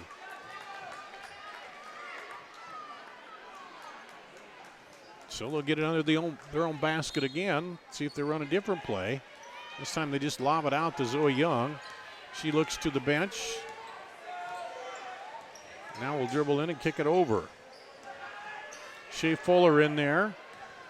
Also Reeker for Valley. Looks like they're going to spread it out a little bit now. Over to Plummer. Under 2 minutes to play now. Working for the foul here as they'll be in the bonus. Now inside spin, not there. Honnold almost traveled but gets it back out to Zoe Young. Still be the 1-on-1. There's 8 team fouls against Centennial. Oh, nice look down low, blocked. And then the foul. As Murray blocked it the first time. But then the second time, Pippett got the foul. It's her first, the 9th team foul. Honnold to the line.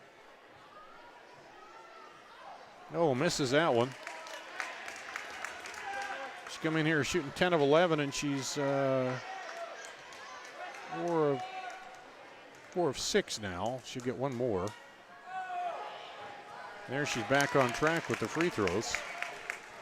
58-50, 8-point lead, the biggest the Valley's had here tonight. Centennial's never led. They had one tie, and that one goes off of Runchie right out of bounds, back to Valley.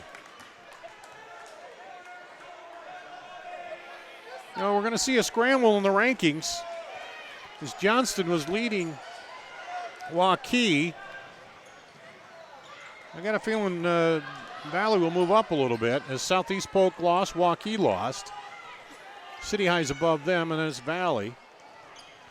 Now the lane up and good, and the foul. I think that'll be Runchie.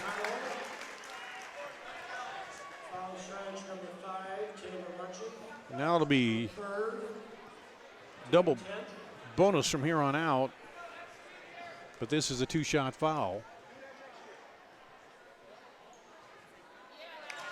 Or excuse me, 1 shot. She got the bucket, didn't she?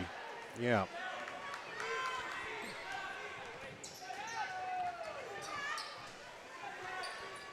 And it's an 11-point lead for Valley. And that one goes high and over the head of Kiana Harris.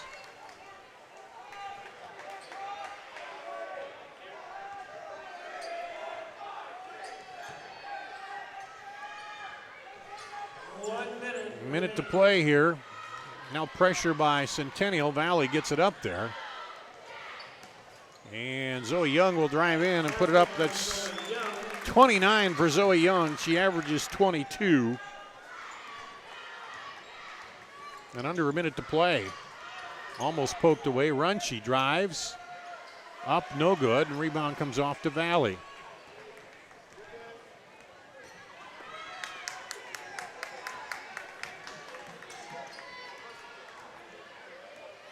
And they'll just dribble it out here, looks like. They foul, it's free throws. And Young tosses it all the way across the court. And we're at 10. Counting down. And the Tigers are going to go to 5-0. Centennial will drop their second game. All those coming, of course, to teams rated above them, 63-50.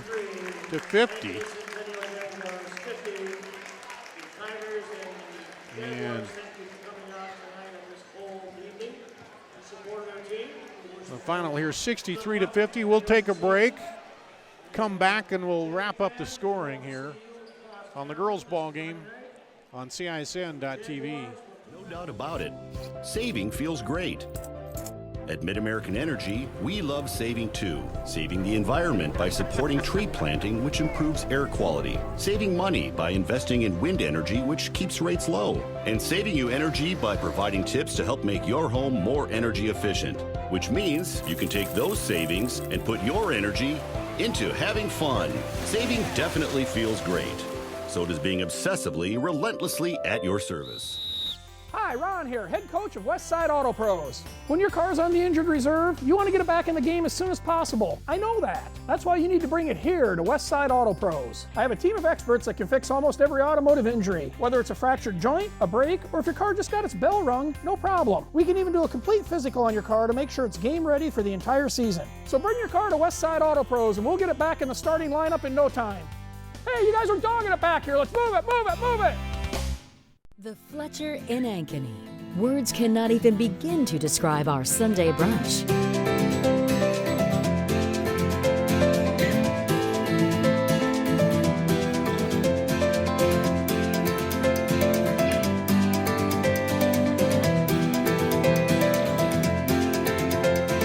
You won't find a better Sunday brunch than what's being prepared for you. Try it this Sunday. The Fletcher, North Ankeny Boulevard in Ankeny. The Fletcher in Ankeny. Words cannot even begin to describe our Sunday brunch. Hey everyone, this is Dan Holm with Ankeny Fanatic. Be sure to check out our website this fall for the best local high school sports coverage around. Whether you're a Hawk or a Jaguar, we'll be covering everything from cross country, man that dude is fast, to volleyball and everything in between. Well hey Kenna, welcome back. You don't want to miss any of the hard-hitting action. Come visit us at ankenyfanatic.com.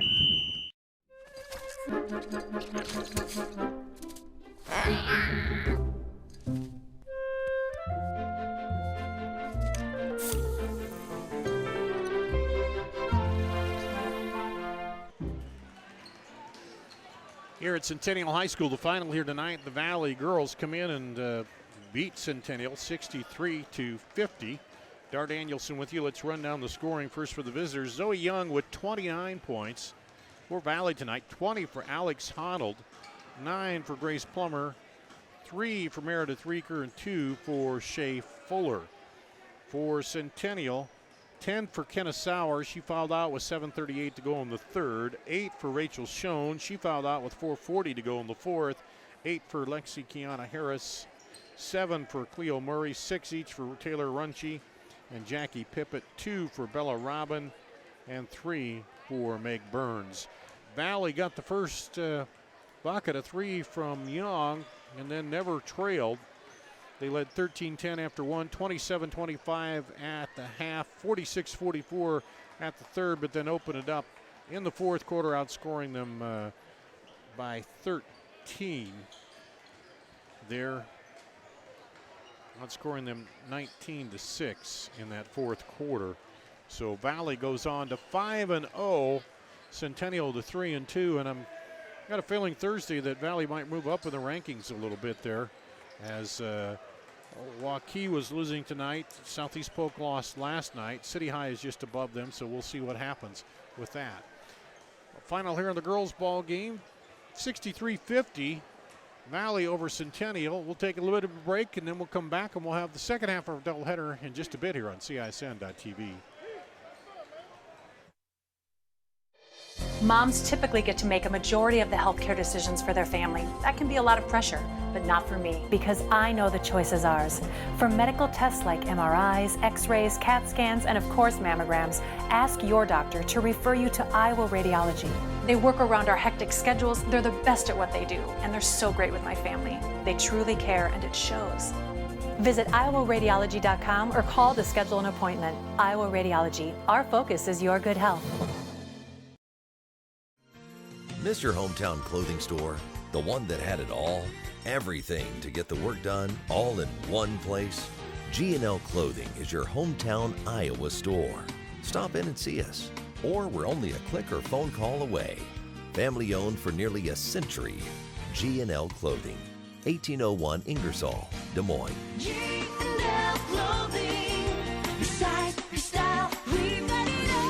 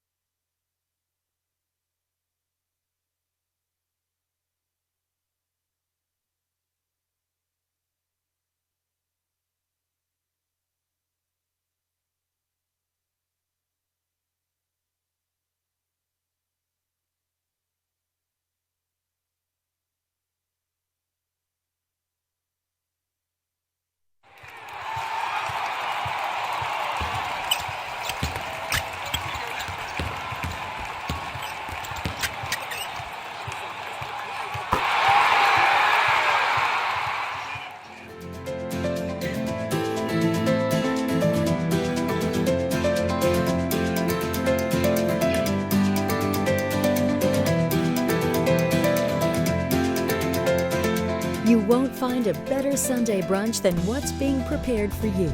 Try it this Sunday. The Fletcher, North Ankeny Boulevard in Ankeny.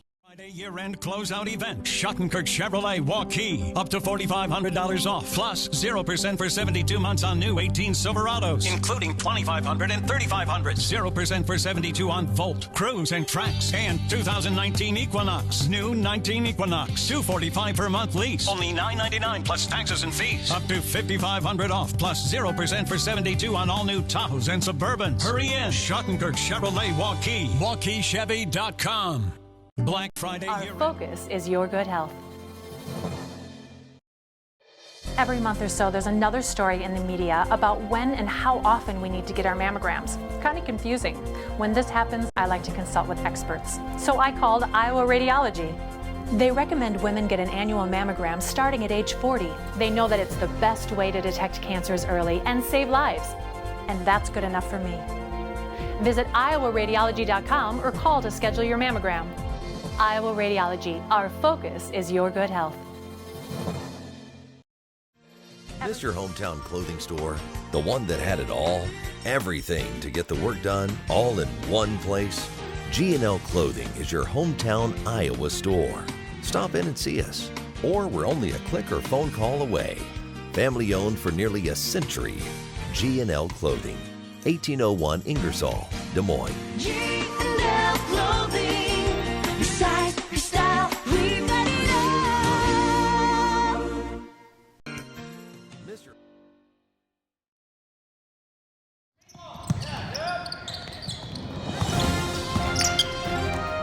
It's time for live high school basketball on the Central Iowa Sports Network. Young drives the lane, scoops it up short, down in, and kiss off the glass, good. High school basketball on CISN.TV is brought to you by Schottenkirk Chevrolet, Westside Auto Pros, Mid-American Energy. Now let's go courtside for high school basketball on CISN.TV.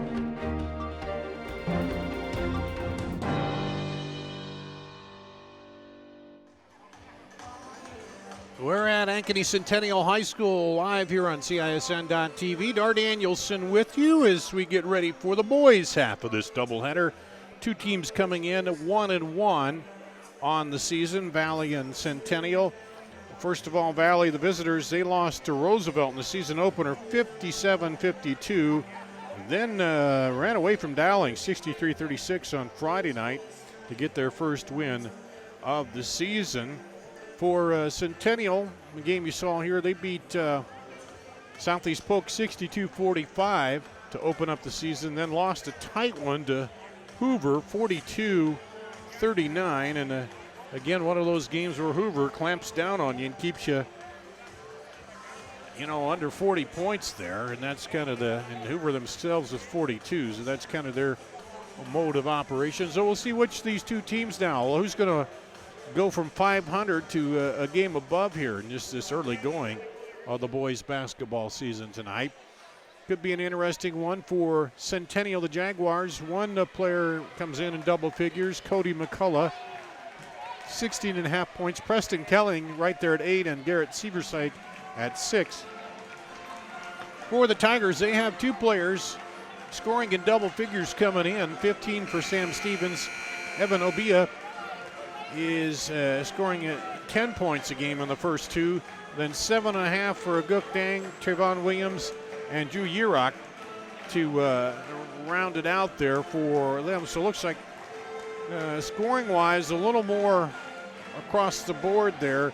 But so far 50.5 points in his first two games, 57.5 for Valley. So just 5 more points they've scored in the first two games so far in the season.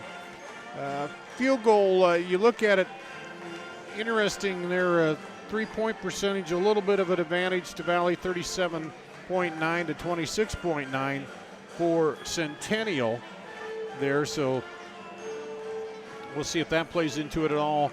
Free throw shooting about the same, 54.5 for Centennial, 57 for Valley. Size-wise, Valley, we'll see, they might have just a slight edge there with Dang at 6'8", and you've got Trayvon Williams at 6'2", but you've got a couple guys there. Garrett Seversike comes in at, or not Seversike, let's see, who was I looking at there? McCullough. They got a couple guys that are, McCullough at 6'7" range. That's what I was thinking of. So we'll see. But as we saw in the girls' game, size advantage doesn't always mean that you're going to come out. It's sometimes speed and break and how you play defense. So we'll see with these two teams here tonight as they're out warming up. Good crowd on a Tuesday night here. Is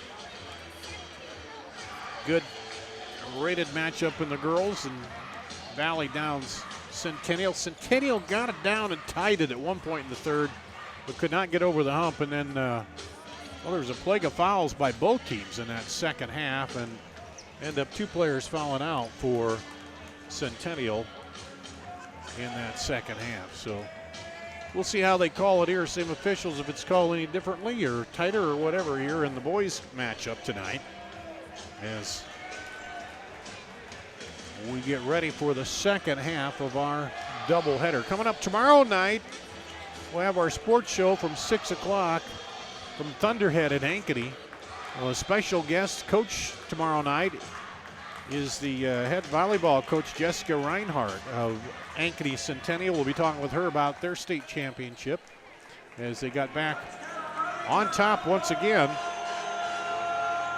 at the volleyball tournament in Cedar Rapids. And you saw a lot of those matchups right here on CISN.TV as they dim the lights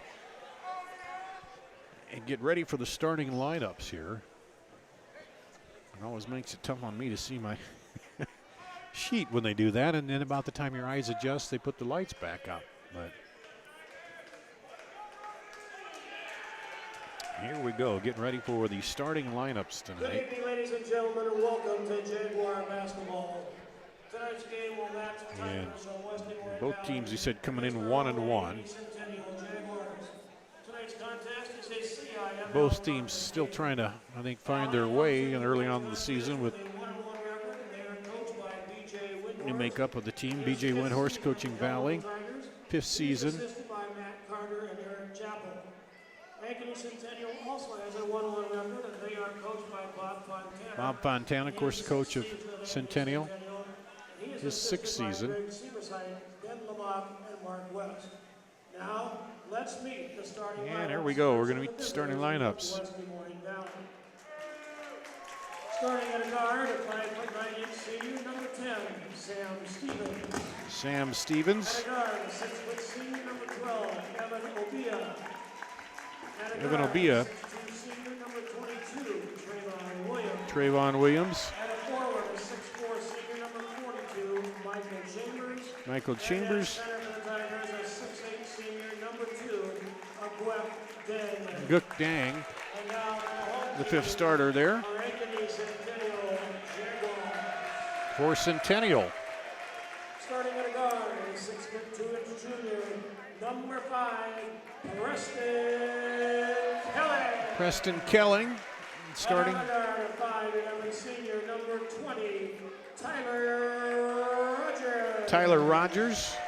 At one forward, a 6'4" senior, number 24, Lathan Brandt. Lathan Brandt. At a forward, a 6'7" junior, number 35, Cody McCullough, their leading scorer. And rounding out the forward board, a 6'7" junior, number 42, Micah Johnson. Micah Johnson, the 5th starter there.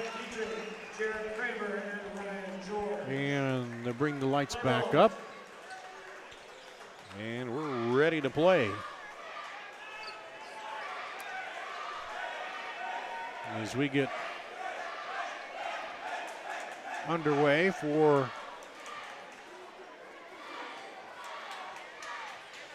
the boys' half of the doubleheader. Valley taking the girls' game. Hit the first shot. Centennial tied it in the third, but that's as close as they could get. And Valley held them off down the stretch in the 4th quarter to get the win.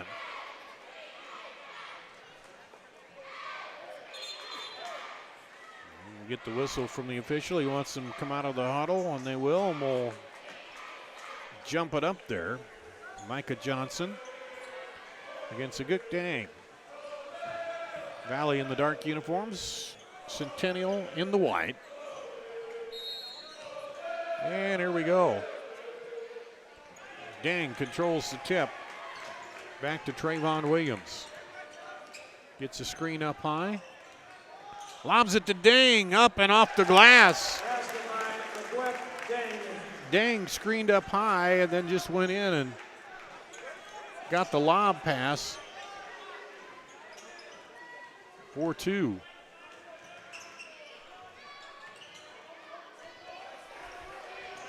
Inside, now down on the baseline. McCullough, and Dang goes up, and Dang thought he got the block, but they're going to give him the foul. And got our first foul of the night. McCullough goes to the line where he's shooting 2 and hits it.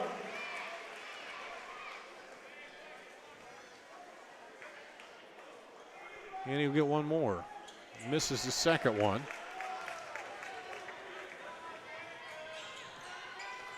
And here comes Valley, up by 1 early going. And a foul called on the baseline.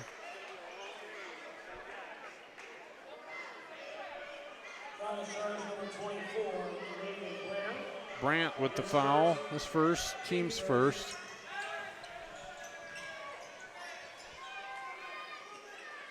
Albeit out to Trayvon Williams. Around the horn they go, left side for 3, good!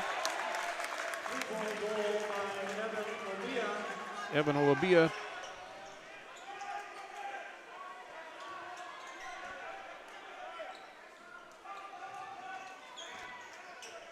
And over in the left wing for Centennial. Back over there, Kelling. And he hits the 3.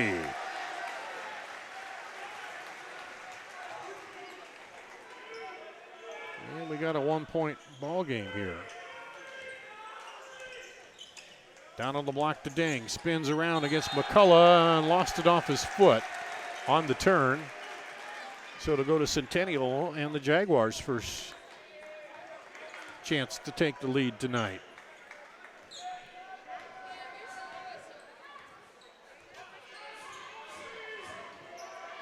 Tyler Rogers brings it up to Johnson. Kelling up top. And through the hands, but right there is Rogers. Now down on the block against Dang. Dribbles through, gets it blocked. Throws it out. He had a travel called. And credit to block to Michael Chambers under there.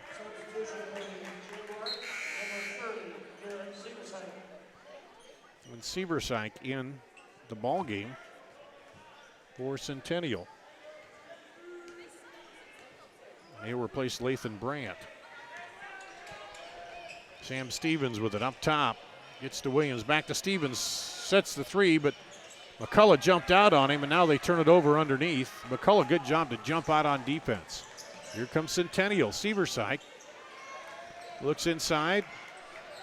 Now over and throws it away. Slow start here in the first half. 5-4 Valley. High screen for Trayvon Williams. Stops at the elbow, kicks it to Dang. Dang, nice look inside to Michael Chambers. Dang looked like he was going to fire up and shoot it, but saw the cutter come down there. And a 3-point lead for Valley.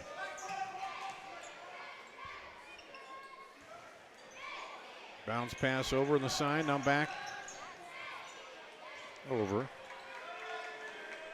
Seversike down on the baseline. Trying to get McCullough open there. Ding on him. There's a 3. Garrett Seversike from downtown, and we're tied.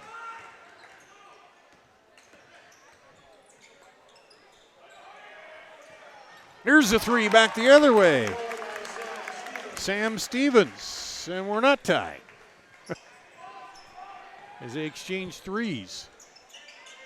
Outside, looked at the three, now to McCullough, and McCullough goes up and powers it through somehow. McCullough gets it right through the arms of Chambers. And it's 10-9. Valley with the ball. Dang to Obia. Trayvon Williams. He'll dish it off again. Obia drives, runner, no good. Rebound comes off to McCullough. Rogers over left side. Deceiver side, then gets it back. Rogers will pull it out. There's a three. Good! Micah Johnson pumps in the three. 12-10, first lead here for Centennial. Trayvon Williams working. He'll dribble in the lane, pull up. Good. Second tie of the game. All the way down. Valley fans wanted to walk there. Seversike gets it over to Rogers. Now back in there. And the elbow jumper, no good. Battle for it, McCullough and Trayvon Williams. McCullough comes out of there, puts it up, no good. Back up, and the bucket and the foul.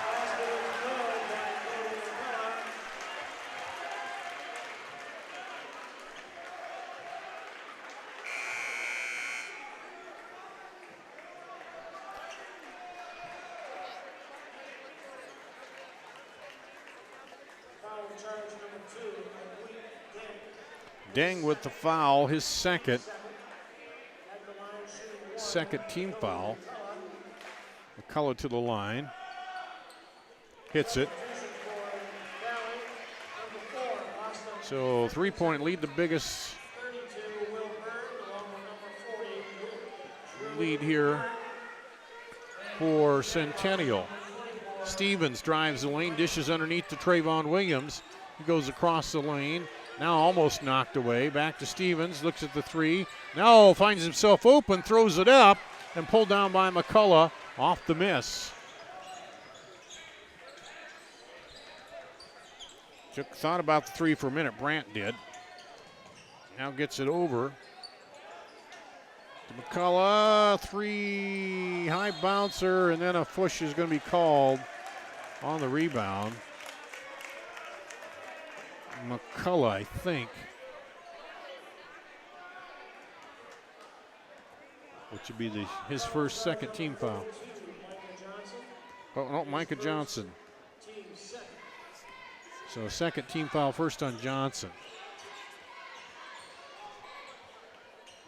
Will Berg in there in the middle now, free throw line, got his hands up, didn't get it to him. Also, Urich is in there.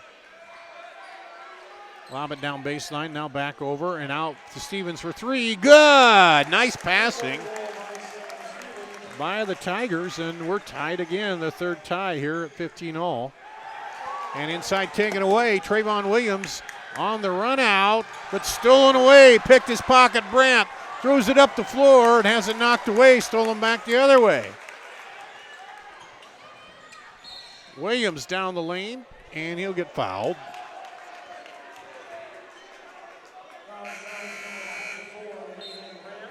Brandt with the foul, his second, team's third.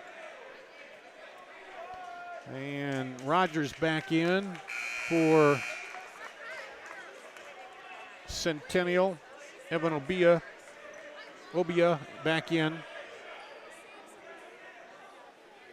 Evan Obia back in for. Oh, now they're sending him. They said, you got to check in, son, so he did. Oh, he's got to fill out the paperwork, do that kind of stuff. Get in there. He lobs it in to Anfinson, who's in the ball game too. Now in on the block, turn around against McCullough, off, no good. McCullough did defense go straight up there against Will Berg. Here comes Centennial. Back and forth punching match right now. McCullough in on the block, double team, gets it out. And Rogers comes up top over to Severside. Now into McCullough, and he's fouled from behind by Amfinson. His first personal, third team foul.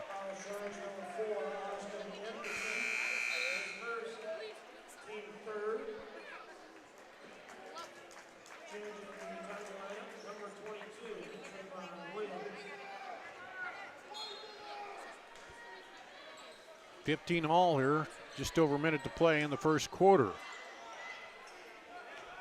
Severside, Garrett dribbles in. Sit down on the baseline, now back.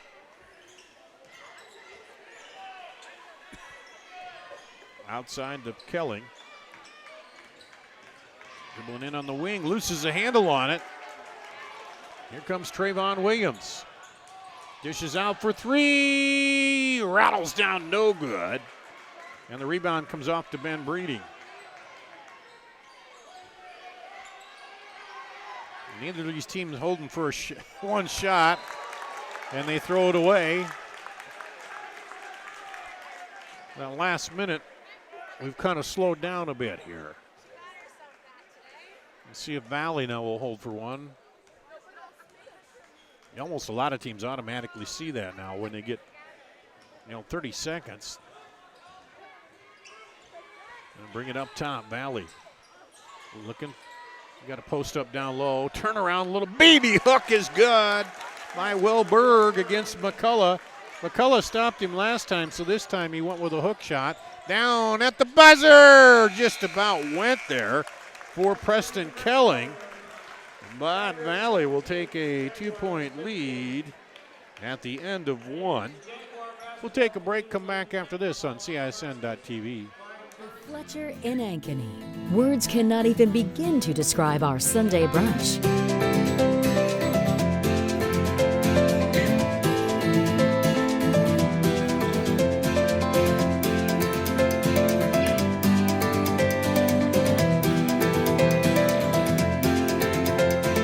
You won't find a better Sunday brunch than what's being prepared for you. Try it this Sunday. The Fletcher, North Ankeny Boulevard in Ankeny. Hi, Ron here, head coach of Westside Auto Pros. When your car's on the injured reserve, you want to get it back in the game as soon as possible. I know that. That's why you need to bring it here to Westside Auto Pros. I have a team of experts that can fix almost every automotive injury. Whether it's a fractured joint, a brake, or if your car just got its bell rung, no problem. We can even do a complete physical on your car to make sure it's game ready for the entire season. So bring your car to Westside Auto Pros and we'll get it back in the starting lineup in no time. Hey, you guys are dogging it back here. Let's move it, move it, move it. We'll go to quarter number 2. Dar Danielson with you on CISN.TV. Valley up 17-15. And Centennial will get the ball to start the second quarter. Caleb Van Meter looks like he came in. There he is over there on the far side. Rogers.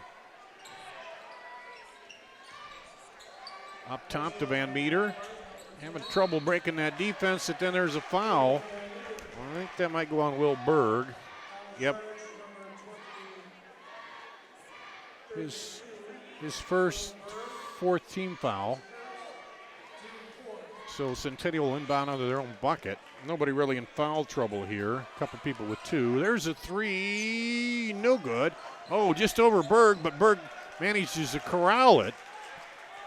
And they go up the sideline to Stevens. Back to Trayvon Williams. He goes down the lane, kicks it out for 3. Good! Drew Urach hits the 3. That's the 4th 3 for Valley. And they extend that lead to 20-15. We'll take a break and come back after this. There's no doubt about it. Saving feels great. At Mid-American Energy, we love saving too. Saving the environment by supporting tree planting, which improves air quality. Saving money by investing in wind energy, which keeps rates low. And saving you energy by providing tips to help make your home more energy efficient. Which means you can take those savings and put your energy into having fun. Saving definitely feels great. So does being obsessively, relentlessly at your service. There's no doubt.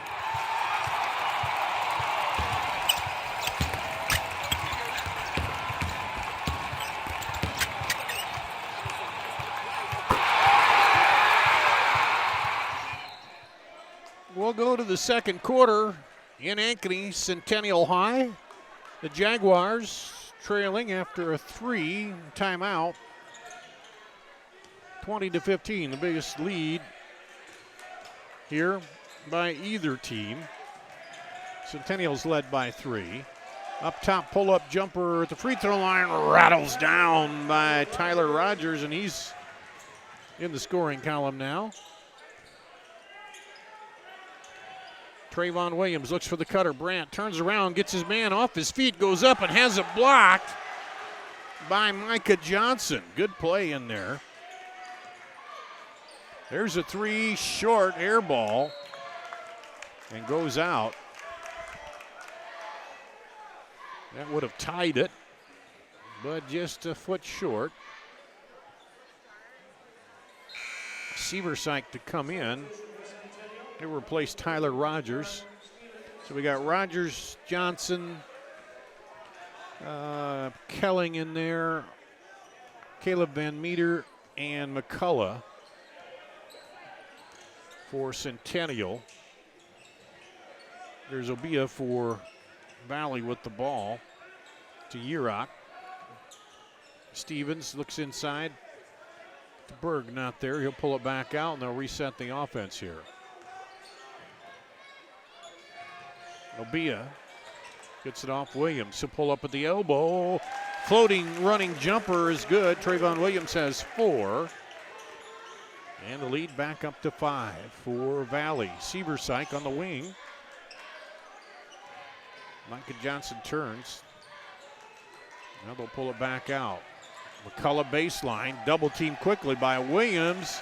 Williams almost knocks it away. They're looking for the 5 count. Throws it out long. And over and back called as Van Meter tried to run it down and couldn't. As Valley didn't touch it. They were trying to. I don't know if they knew or not. Kind of tight-roping it there. Tyler Rogers comes back in for Caleb Van Meter. Obia. Right side with it to Urick. Williams now cross court for 3. Good! Drew Urick his second 3 here in the quarter. And it's 25-17, an 8-point lead now, the biggest by either team in the game.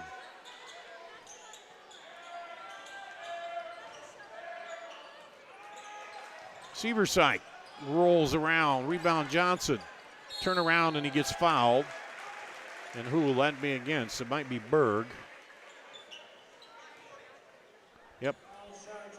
Or no, Drew Urick, his first, team's 5th. Johnson to the line.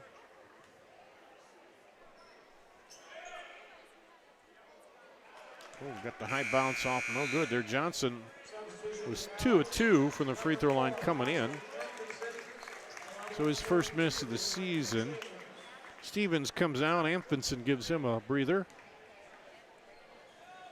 And Micah Johnson has a 3, and he's looking for another 1 here. To finish that up, he does that free throw right through. And he's got 4, and it's a 7-point lead for Valley with 5 minutes to play in the first half. Williams, little bounce pass inside. Looked like a push-off turnaround. Chambers looked like he pushed off there, but 3 is away. Battled for it, knocked out of there. Here comes Trayvon Williams on the run. Has a man on the wing. Up, Obia is good. Getting the running game going now. 11-point lead here for Valley. Kelling to Rogers, back to Kelling. Now over to Seversike, and they're quickly on him. Valley defense moving pretty well here. McCullough, their leading scorer, he has 6. Hasn't scored here in the second quarter. Back out to Seversike. Long 3, good by Tyler Rogers.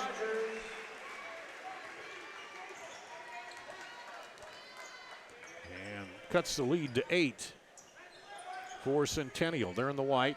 There's another three. Rattles off there. McCullough pulls down the rebound and gets it up to Rogers. Back over to McCullough. Down the lane, found an opening, and the foul, the bucket. Kelling.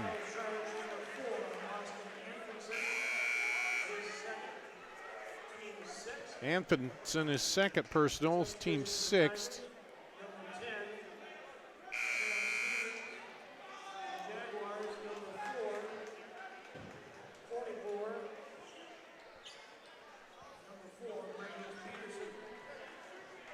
So Brady Peterson in. Kelling shooting one and misses. McCullough right over, takes it away. Peterson and draws the foul. Two-shot foul. There they go. Is that Anfinson? Yep. That's his third, sixth team foul. Peterson banks it in. That's his first free throw. He was 0 for 3 from the line till that one. Or excuse me, 0 for 1 for the line. And gets them both. 11-point lead now cut down to 4 here. It was a 7-0 run by Centennial. Trayvon Williams with it. Out to Stevens, who's back in there. Jump back and pops it. Trayvon Williams. Pretty looking shot there. Jumps over to the free throw line and pops the jumper. Up top to Rogers. Kelling back over, now inside to McCullough. McCullough down the lane, powers up and blocked by Will Bird. Trayvon Williams, bounce pass inside, up and a little too hard. He felt the pressure coming, I think. And the miss by Chambers. From Centennial, Seversike had to tiptoe and he couldn't get it. As he got a little bump by the defender coming in there, tried to tiptoe the end line, but got one of the toes on the line, and it turns over to Valley, up by 6.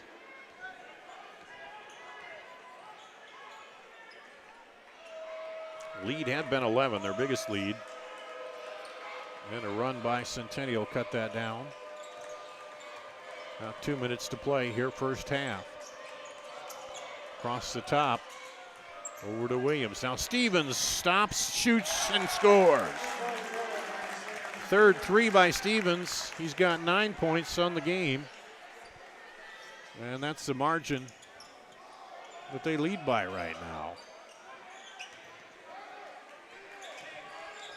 Over left side, Kelling back out top. They're going to pull it out. Tyler Rogers, Bob Fontana giving him some coaching there. There's a long three. Good! Just inside the Jaguar.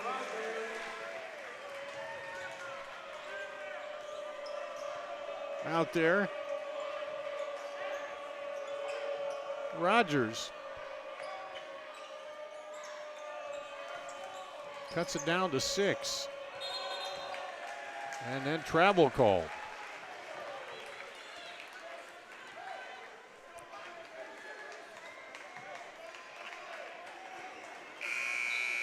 Evan Obia coming back in for Valley. He'll replace Drew Urich. With a minute 2 to play here in the third quarter.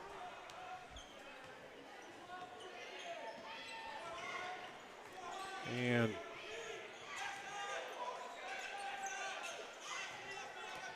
over on the right side. Jumper, no good. A rebound ball.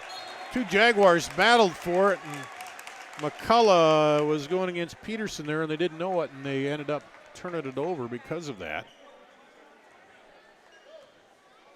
And we'll see if Valley plays for one with a 6-point lead.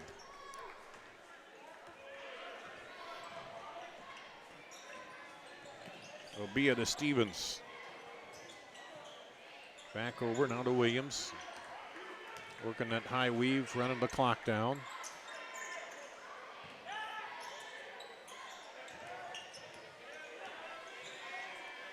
We'll get it down to 10. Now let's see what they do with it. Seversyke out there gets it screened off by Williams. Williams down the lane, cross, over, a little too hard, and that'll do it. So they ran a pretty good play.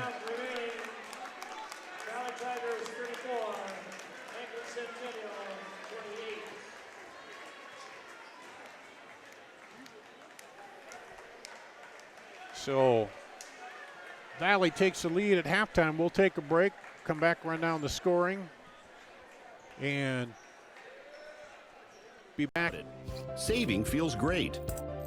At Mid-American Energy, we love saving too. Saving the environment by supporting tree planting, which improves air quality. Saving money by investing in wind energy, which keeps rates low. And saving you energy by providing tips to help make your home more energy efficient. Which means you can take those savings and put your energy into having fun. Saving definitely feels great. So does being obsessively, relentlessly at your service. There's no doubt about it. Saving feels great. So there's another story in the media about when and how often we need to get our mammograms. Kind of confusing. When this happens, I like to consult with experts. So I called Iowa Radiology. They recommend women get an annual mammogram starting at age 40. They know that it's the best way to detect cancers early and save lives. And that's good enough for me. Visit iowaradiology.com or call to schedule your mammogram. Iowa Radiology, our focus is your good health. Hometown clothing store, the one that had it all, everything to get the work done, all in one place. G&L Clothing is your hometown Iowa store. Stop in and see us, or we're only a click or phone call away. Family owned for nearly a century. G&L Clothing, 1801 Ingersoll, Des Moines. G&L Clothing, your size, your style, we got it all. Mr. Home.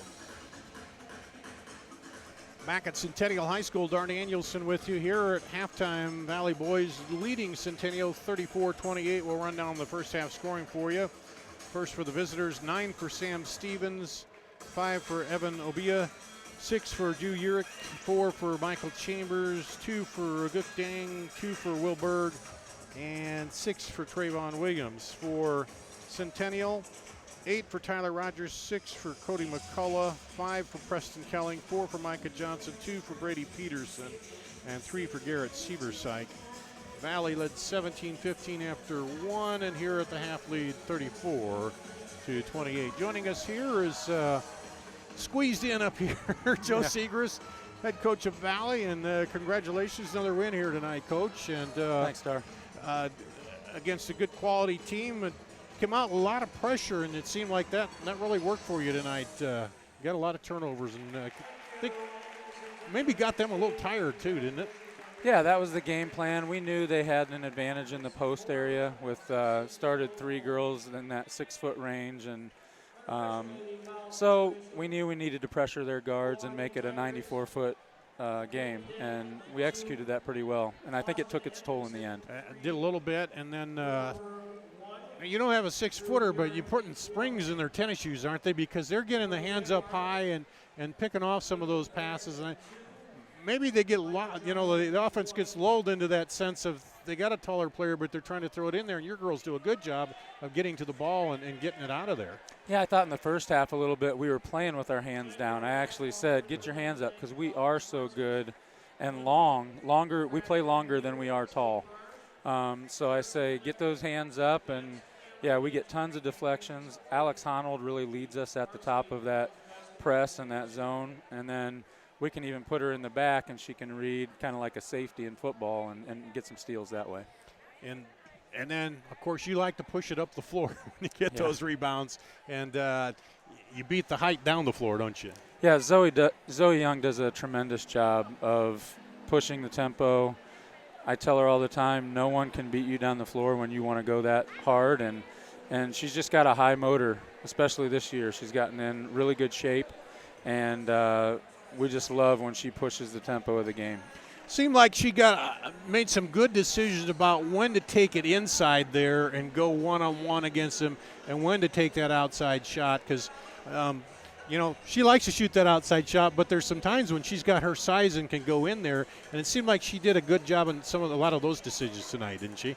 Yeah, I really like in the second half how she was working inside out, and that's twice now this year that I've talked to her at halftime and just said, sprinkle in your outside shot with a lot of attacking, and she's executed that to a T. And I think she had 29 points, and I mean, she's just so consistent offensively. And yeah, she attacked inside out really well tonight. Was she nervous at all with the college coach there watching the other night?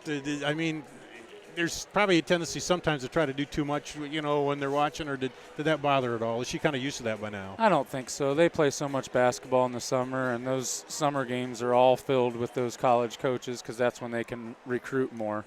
Mm-hmm. But it is kind of a little bit different when they come to a high school game and then all eyes are on those one or two coaches, and Brenda Fries is awesome. So. Yeah, she came up and did an interview with us. Great person. And then Alex Honnold, 20 points out of her tonight, I think. And she's one of those two that you can't lob. If you're going to lob that ball, you better make sure you get it up there high and over the top, because she's got a little ups that she can get up and get it, can't she? Yeah, you're seeing that. She has spring in her step.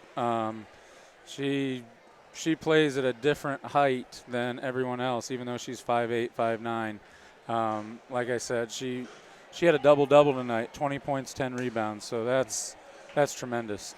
Then you get Shea Fuller got a little foul trouble, but then you go to your bench and you got a lot of good play again tonight off the bench. Oh, yeah. That's what I told her after the game. That message was our bench really stepped up and gave us quality minutes when we were in foul trouble. I know both teams were in foul trouble, but yeah, the minutes we got, we might not have gotten scoring from our bench, but the defense and the steadiness that they came off the bench with, we wouldn't have won without that. Yeah, it seemed like in the second half there were a lot of fouls there. What do you tell your girls about playing through that kind of stuff when there's calls like that? And it seems like, they were both sides were getting calls, but then it just seems like the game kind of slows down a little bit, doesn't it? Yeah, they were calling it tight. So we always just say when they're do not reach and show the hands. Move your feet, show the hands. And that's what I kept preaching from the sidelines, trying to get them to just get their hands up like this and not reach in. And we did a little better job of that in the fourth quarter. Well, a little bit of early season craziness here. I know Southeast Polk lost to Dowling, and then Waukee, I think, lost to Johnston tonight. Right. So chances are you guys might move up on those ratings a little bit. I know it's early in the ratings, but, it's kind of nice to be rated, but it's real early in the season yet.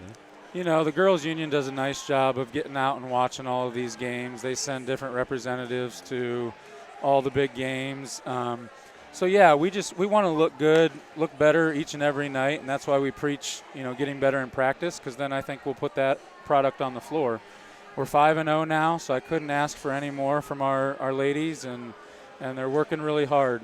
We don't look at the rankings too much, but we know that every game matters for that seeding at the end of the year. And now you go to Mason City, right? A little long road trip, so a little bit of a different challenge because it's a long drive up there. And how do you prepare for that any differently than, a game around here? Well, they've got a guard, another Meyer girl going to Iowa to play, so they shoot a lot of threes. They run a similar style to us, very up-tempo. So it should be a track meet. It should be a lot of fun.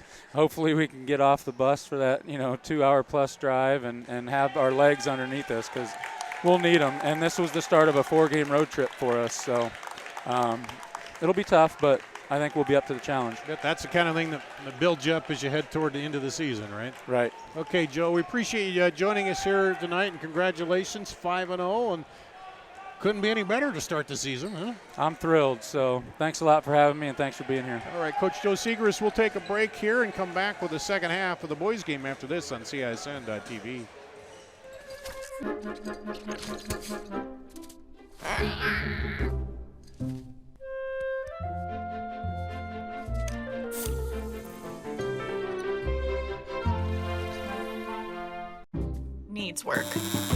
For a reliable recommendation, trust the Better Business Bureau, protecting consumers for over a century.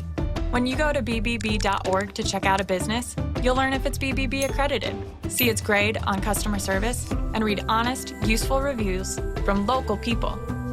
For online recommendations, Schottenkirk Chevrolet Waukee. Up to $4,500 off, plus 0% for 72 months on new 18 Silverados, including 2,500 and 3,500. 0% for 72 on Volt, Cruise, and Trax. And 2019 Equinox. New 19 Equinox. $245 per month lease. Only $999 plus taxes and fees. Up to $5,500 off, plus 0% for 72 on all new Tahoes and Suburbans. Hurry in. Schottenkirk Chevrolet Waukee. WaukeeChevy.com. Clothing store. The one that had it all, everything to get the work done, all in one place. G&L Clothing is your hometown Iowa store.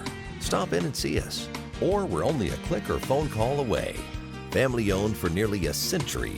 G&L Clothing, 1801 Ingersoll, Des Moines. G&L Clothing, your size, your style, we've got it all.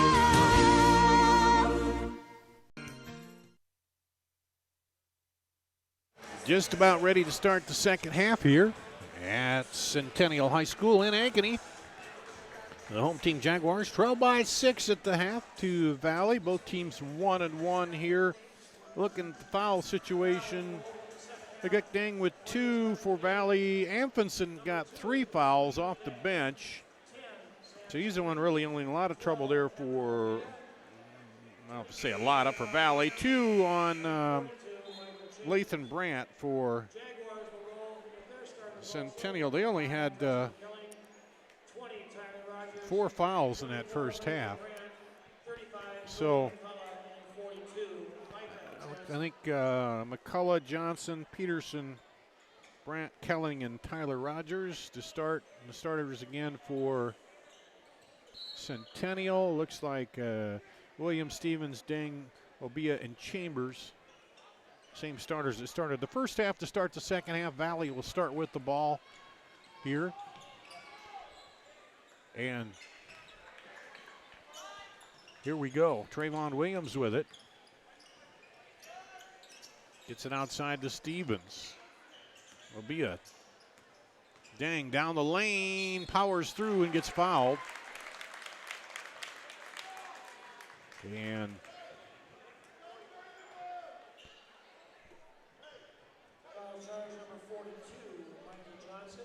Micah Johnson with the foul, his second. And the free throw rattles out for Ding. He had 2 points in the first half. Then he hits the second free throw. He's shooting 42% coming in. He gets 1 of 2 there.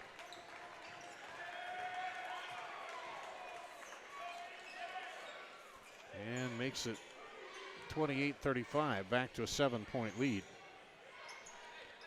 Or 35-28, I should say. Up and the bucket and the foul for McCullough. He kept at it. Trayvon Williams, his first, team's first of the second half. McCullough, his 8th point, looking for 9. And misses that one.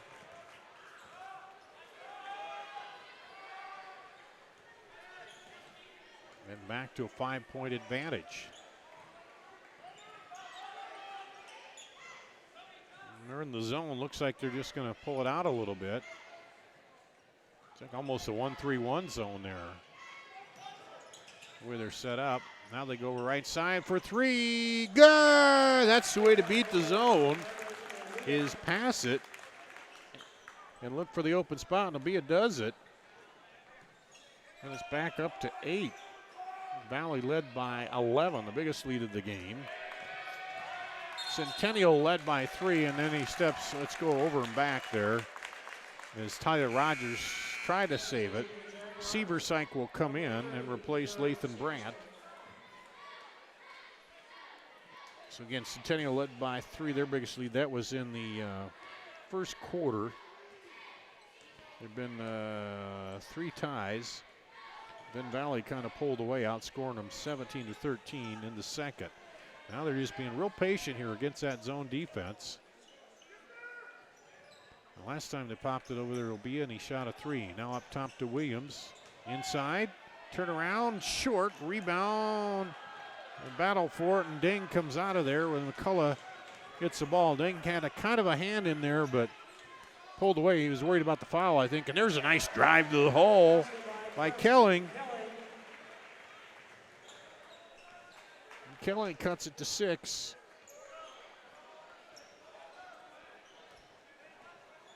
Here in the third quarter. And again, Valley just being real patient against that zone, looking to stretch it out, move it around and look for the holes there. And that's where in a zone you got to move around, keep your hands up. Sometimes people think the zone's easier, but if you don't move, pass it right around you. Dang keeping a hand up down there, looking. There he is. Now they throw it back out over to Williams. Oh, he tried to sneak it through. He can't get it through the middle. McCullough with the quick hands. Passing it through the lane. It was a hard thing to do, and that time Cody McCullough right there to pick it off.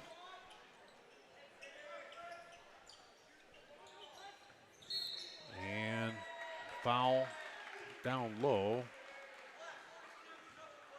Foul charge number 42, Michael Chambers. His first, team second.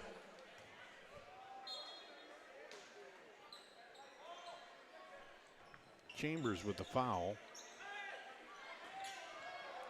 It's his first, the team second, and that'll go out.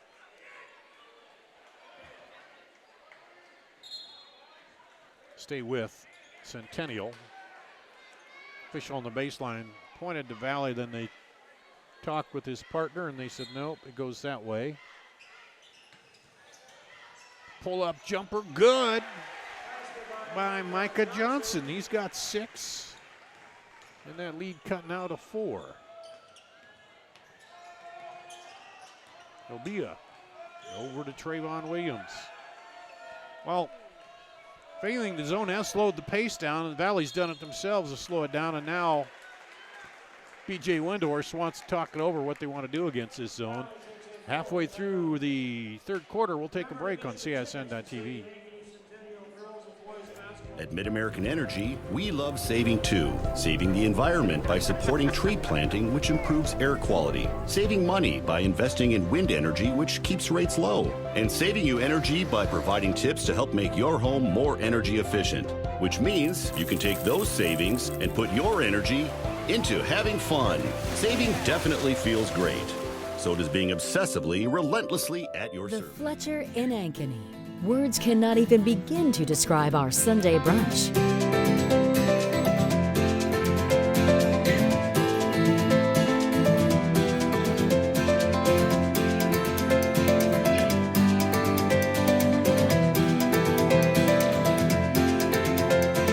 You won't find a better Sunday brunch than what's being prepared for you.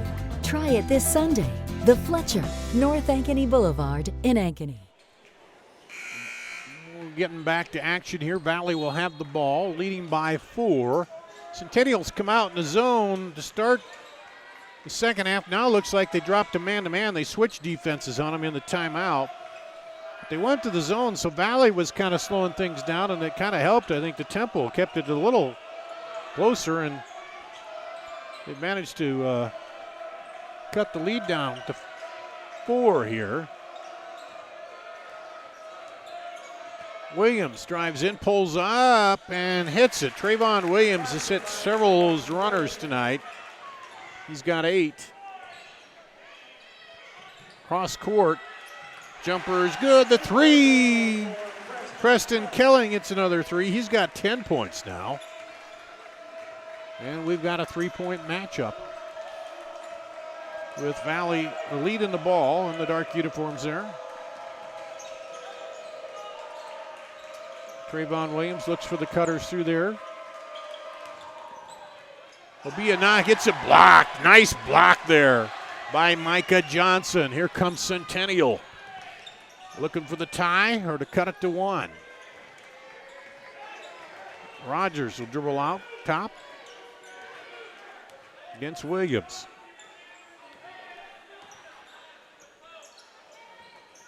Seversite up top to Johnson. Back over to Kelling. Not letting them get any look at the 3 out there. Lob it over the top. There's a 3. No. Rebound comes off to Will Berg.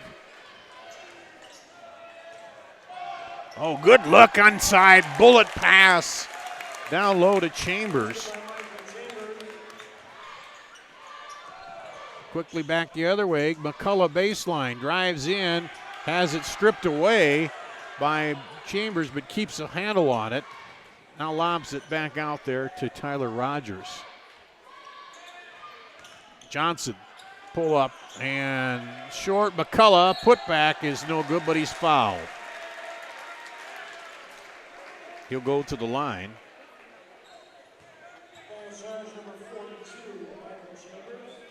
Chambers, his second.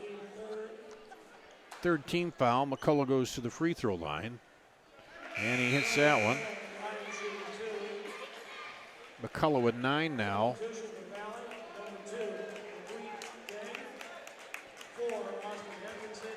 He's 3 of 5 from the free throw line.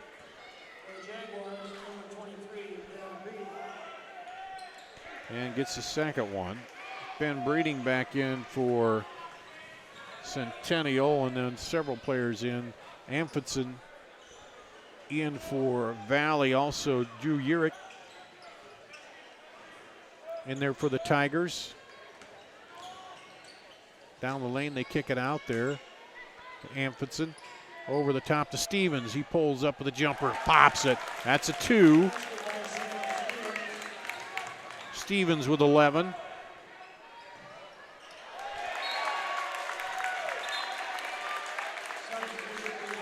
I think they gave him a 3 on that one. It should be a 2. We'll have to check that.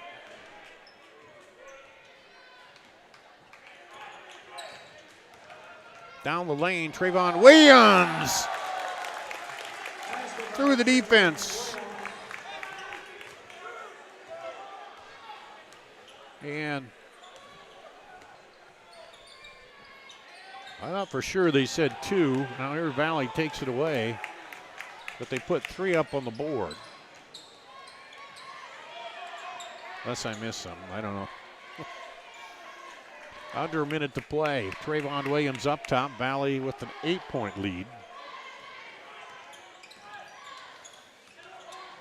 Williams drives down the lane, stops, gets it to Amphitson. Over to Deng.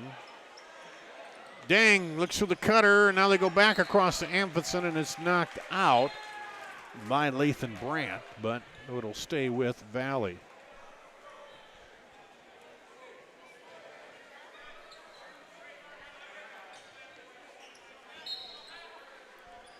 They lob it out to Deng. Hands off to Williams. Now Deng posts up. Turns, push shot, no good. Rebound pulled down by Centennial.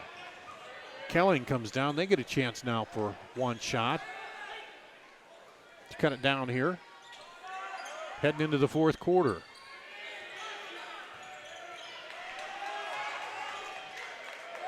Brandt gets it over to Kelling, or Rogers, excuse me. Now inside, kick it out. Johnson for 2 is good at the buzzer. And it'll be 47-41 going to the fourth quarter. Valley still leading. We'll take a break. Be back with the fourth after this. You can trust? Start with trust at bbb.org/Iowa. Is this guy a contractor who does good work or a contractor who needs work?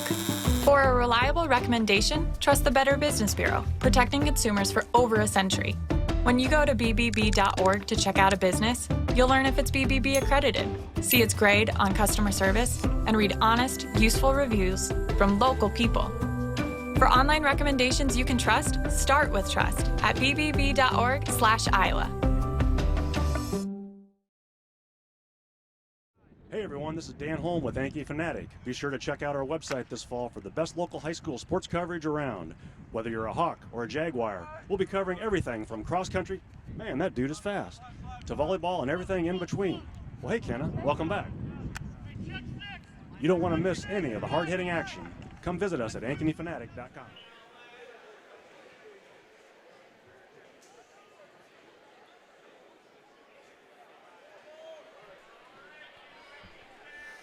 Back to action here. They're talking to the scorers table because I think on the one shot, the referee pointed and said 2, and they put up 3 on the scoreboard. So they're looking at that right now. I think they may adjust that. That would be on Valley, so that'd be, instead of 47, they'd have 46. It'd be a 5-point instead of a 6-point lead. So let's see, they're talking with a score. There they go. Now they put up 146. So they give them 100 points right there. Not what they were looking for. So that means that Centennial outscored them 13-12 in the quarter. And they're trying to figure out how to go to 40, back down to 46. Now they go back to 146.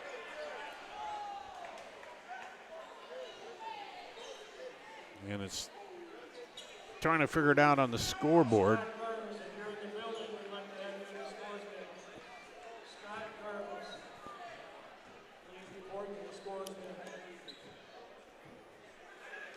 And they're trying to figure that out.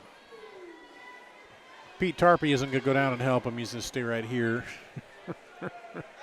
Coming up tomorrow night, we have our sports show from Thunderhead in Ankeny. We'll be talking with Jessica Reinhardt, the head volleyball coach of Centennial, as they won the title. They went, 3 in a row, then got knocked out in, was it the semis, and then got back to the title again this year. And they're still trying to get that scoreboard straightened out. Why don't they just wait and then the next bucket add, if it's a 2, you add 1. If it's a 3, you add 2. Because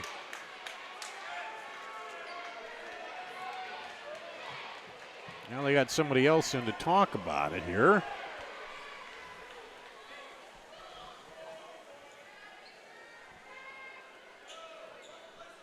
And the shot was a 2. The referee pointed over 2, and then they put up 3 on the board at that point. That was a couple shots ago. And meanwhile, we're waiting. Of course, things are always hard to do when everybody's standing around looking at you, the whole crowd here. So we'll see. Thursday night, it's wrestling at Valley. Wrestling Thursday night at Valley. And okay, I think that what they decided they're going to wait and just adjust it on the fly because they can't seem to. They've tried a couple things and they got 146, but it isn't entering 46, so we'll see here. Anyway, Centennial will start the fourth quarter trailing by just 6.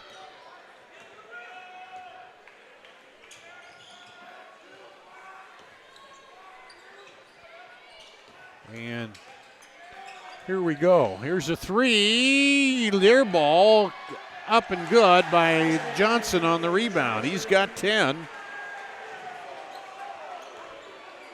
Oh, now it's 43-46, a 3-point lead. Throw it all the way across. Wow, great job by Amphitson to save that one from going out. And back up the top to Trayvon Williams. Centennial back in that man-to-man. Get it to Amphitson and now back over to Williams.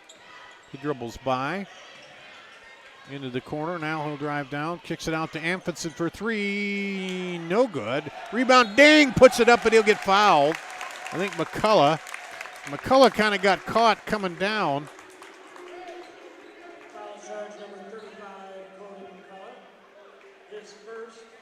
McCullough's first.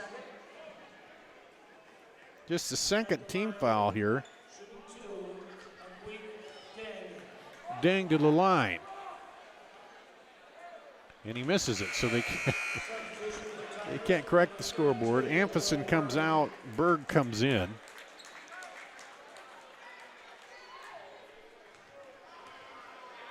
Now Dang to the line. And misses both of them. And a foul on Berg. Be his second. Team's fourth. Not a lot of fouls called here so far in the second half. Just 2 on Centennial, 4 on Valley. And now a minute gone in the fourth, and it's still a 3-point ball game. Even though the scoreboard says 4, it's only 3.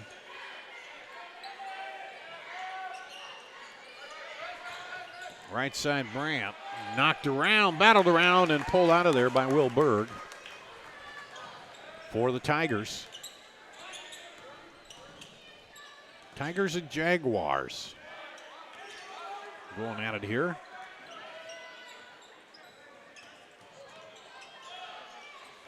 Over on the wing. Now up to Stevens, Ding. Trayvon Williams inside to Berg, and he gets fouled before the shot, grabbed.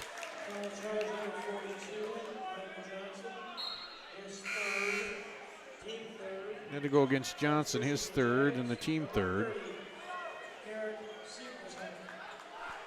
Seversite comes in to replace Johnson as he picks up his third foul. He's got 10, tied with McCullough. There's a 3. Stevens.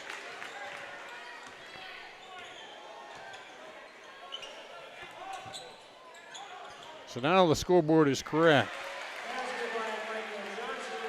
Johnson with the bucket.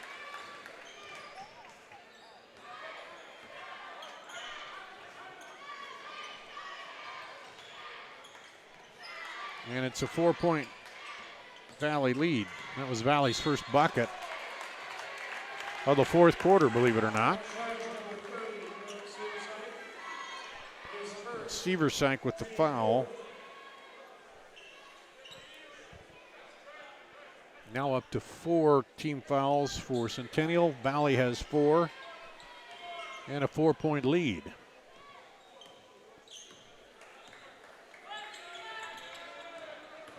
Williams down the lane, dishes underneath the ding in the bucket and the foul. That was a nice dish off and the push. Kelling with the foul. And Ding has struggled at the line, 3 of 4 tonight. He's got 5 points. And he hits that. You call that the reverse jinx? As he hits the bucket. We'll take a break, come back after this on CISN.TV. Moms typically get to make a majority of the healthcare decisions for their family. That can be a lot of pressure, but not for me, because I know the choice is ours. For medical tests like MRIs, X-rays, CAT scans, and of course mammograms, ask your doctor to refer you to Iowa Radiology. They work around our hectic schedules, they're the best at what they do, and they're so great with my family. They truly care, and it shows. Visit iowaradiology.com or call to schedule an appointment. Iowa Radiology, our focus is your good health.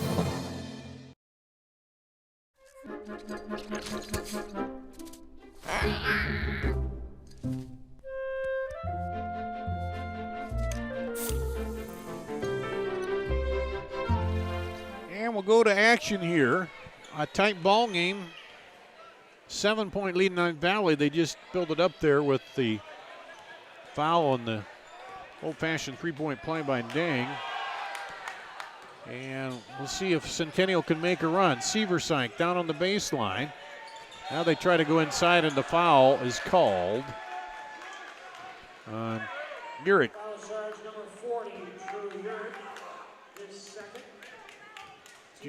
Drew Urick's second, the team's 5th. Both teams now with 5 team fouls, so not close to shooting yet. Seversite Goes up top to Rogers. Back to Seversike looking for McCullough, but he's picked up there. Rogers looks at the three now into McCullough, and Trayvon Williams let him shoot it. He was thinking about trying to block it, but decided not to. And it's down to 5. Under 5 to play here in the ball game.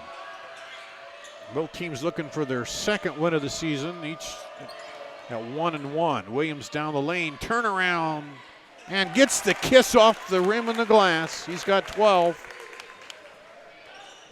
to lead all. Tied for the lead in scoring. McCullough also has 12.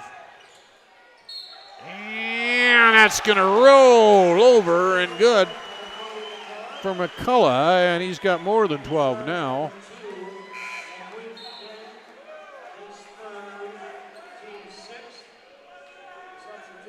And Dang gets his third foul. So now 14 for McCullough. He could make it 15 with the free throw. And does. And a 4-point ball game still here. Valley led by 11, their biggest lead. Centennial led by 3 way back, I think it was the first quarter, as we hit the halfway mark of the fourth. And through the hands to Sam Stevens. The Centennial switching around. They started out in a zone, start the third quarter, kind of then switched out of that into man, and that's worked here. And now a timeout by Fontana. We'll take a full timeout here. We'll take a break, come back with the final 3:53 after this on CISN.TV.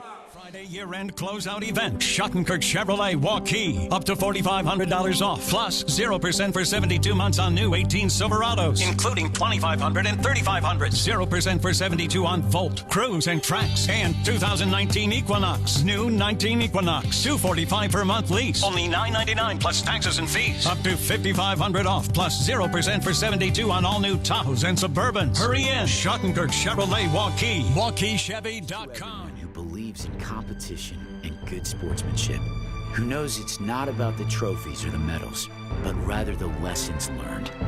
For those who understand, it's not whether you win or lose, just that you give your best.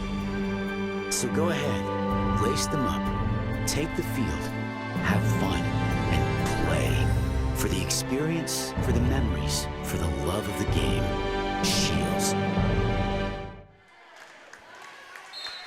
Here we go out of the timeout.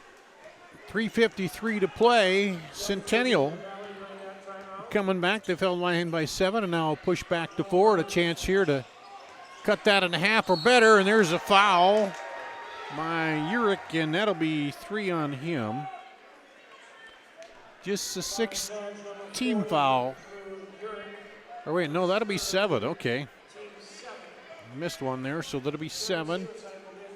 Seversike to the line. He's hit a 3. He hasn't shot a free throw yet. 1-1 here. Pops the front end. And lead down to 3. He could cut it to 2 here with the free throw. Seversike pops it right through. We got a 2-point ball game. They trailed by 5 going into the third quarter. Valley up that to 7 at one point. Now down to 2. The Jaguars on the comeback. Can Valley hold them off? Inside, Berg. Turn around up by McCullough. Gets the left hand. Nice. Whoa, Berg. Goes left, comes back around with the left hand and pops it in there. What a nice little move against McCullough. There's a 3, short. Rebound comes out long. Stevens runs it down. He'll go down 1-on-1. Takes it up. And good in the foul. Tyler Rogers, I think. Stevens kind of took it on the hip and got into him.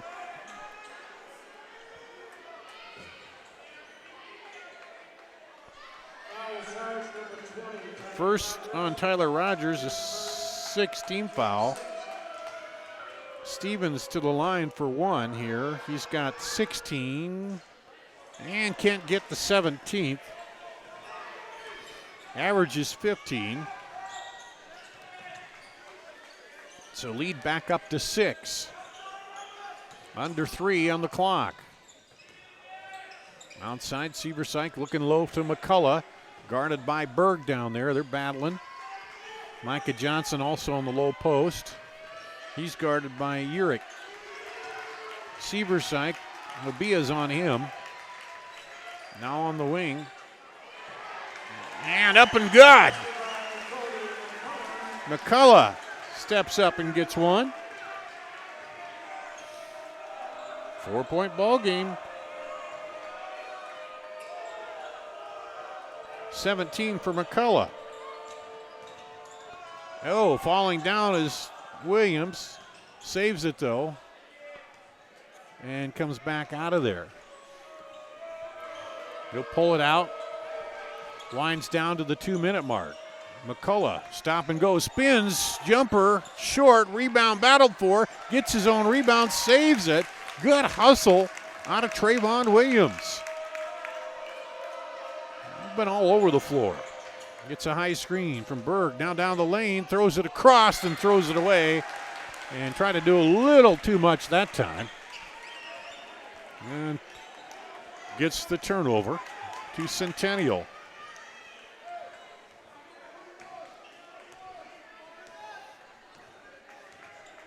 Jaguars have just inched it down, unable to get tied here or cross the line. As he going to have to call a timeout. We'll keep it right here for 30-second timeout. Both teams have 3 timeouts left. 4-point lead for Valley, and Centennial has a foul to give, but Valley's they're in the bonus now. Any foul made by Valley and Centennial will go to the line.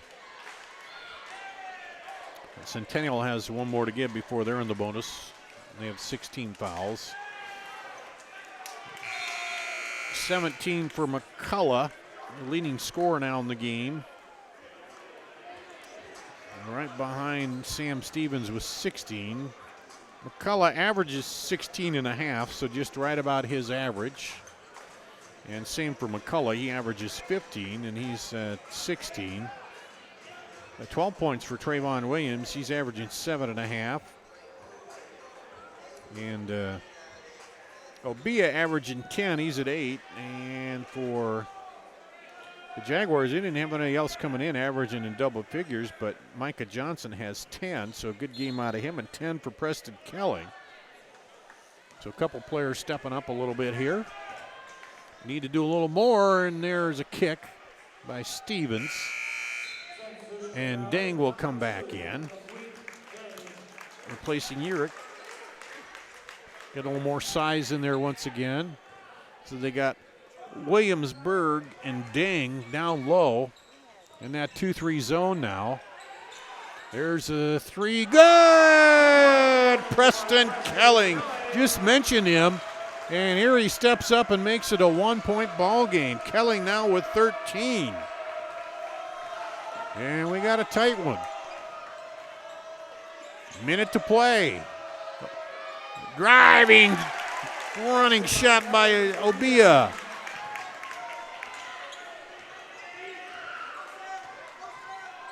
(60-57), a 3-point lead now for Valley. Seversike for 3, long rebound battled for in there. Berg pulls it down and gets fouled by McCullough, I think.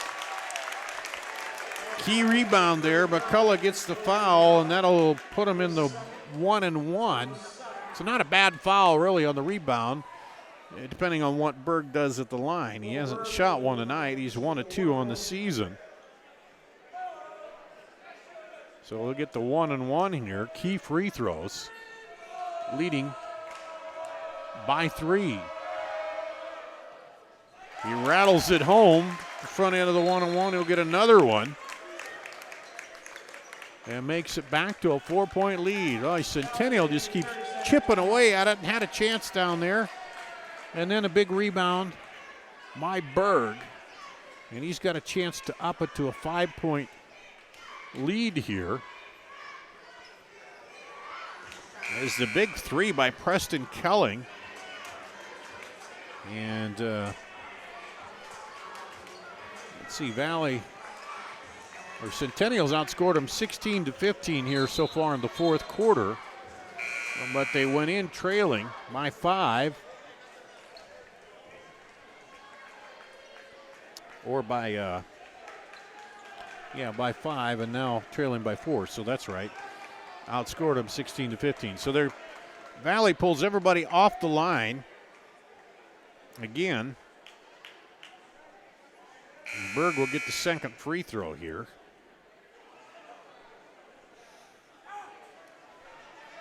And a chance to an issue with the clock again. Okay, so we got 38.4 on the clock. And one free throw for Will Berg.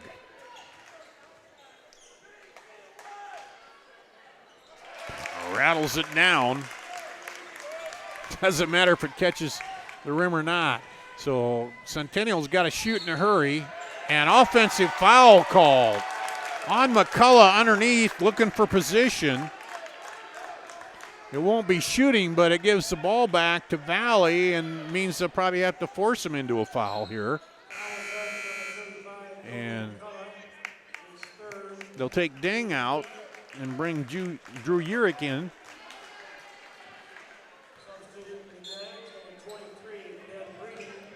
So they're trying to foul right away, and they do. Seversyk will foul Obia.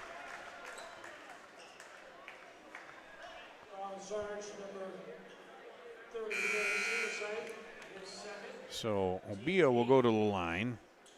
For the Tigers, I'm waiting for Deng to back on the floor. And at the line, shooting at 1-1 will be Evan Obia. Obia's 2 of 3 coming into this. He hits that one. It's his first free throw of the night. That gives him 11 points.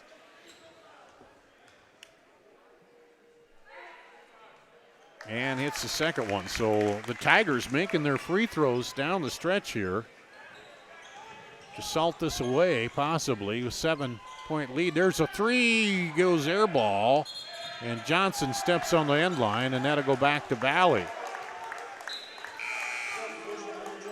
So Will Berg and Obia hitting some clutch free throws down the stretch to hold off Centennial, barring a miracle. And you got to get a steal and put it up quick. And now they're going to foul right away.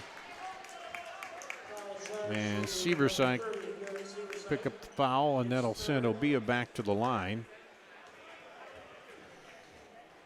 For this is the 19th foul, so still the 1-on-1. Here.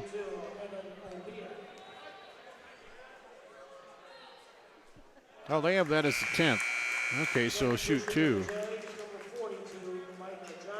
I only had it as 9, but there's 10th. Maybe I didn't add the on there. Either way, he makes it. And makes them both to put it up to a 9-point lead. And Centennial's got to come down and shoot it in a hurry. You do. 3, a deep 3. Wow. Preston Kelling hits another 3.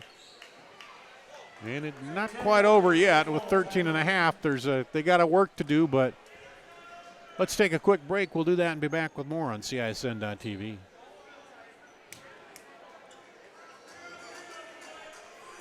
Moms typically get to make a majority of the healthcare decisions for their family. That can be a lot of pressure, but not for me, because I know the choice is ours. For medical tests like MRIs, X-rays, CAT scans, and of course mammograms, ask your doctor to refer you to Iowa Radiology. They work around our hectic schedules, they're the best at what they do, and they're so great with my family. They truly care, and it shows. Visit iowaradiology.com or call to schedule an appointment. Iowa Radiology, our focus is your good health. Hi, Ron here, head coach of Westside Auto Pros. When your car's on the injured reserve, you want to get it back in the game as soon as possible. I know that. That's why you need to bring it here to Westside Auto Pros. I have a team of experts that can fix almost every automotive injury. Whether it's a fractured joint, a brake, or if your car just got its bell rung, no problem. We can even do a complete physical on your car to make sure it's game ready for the entire season. So bring your car to Westside. Back to action, 13.5 to play. Centennial down by 6. And a foul. This will be shooting 2 again. Kelling, his second. That's kind of academic at this point. And Obia back there. He's 4 of 4 from the line here in the fourth quarter, shooting 2. And that one looking good, feather in the net. 15 points for him. And he'll get one more here. And he rattles it in and through. And here we go. And they'll lose the handle on it. It'll stay with Centennial. Looks like Valley's going to go to 2 and 1. Centennial will drop to 1 and 2 here.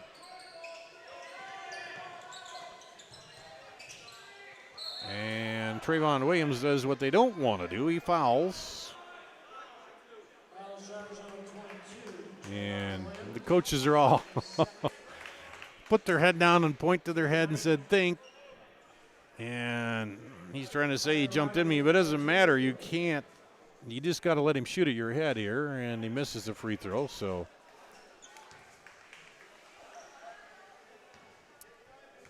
Centennial kept clawing and clawing back and had it down to 1. And there's a foul by McCullough.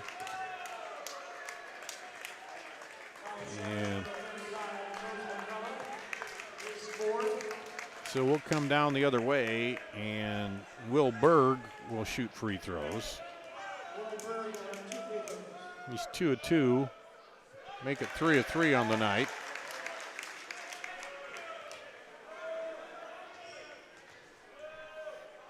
And this will look like a bigger win than what a bigger spread than what it was here. A 10-point win for Valley as they do hit their free throws down the stretch.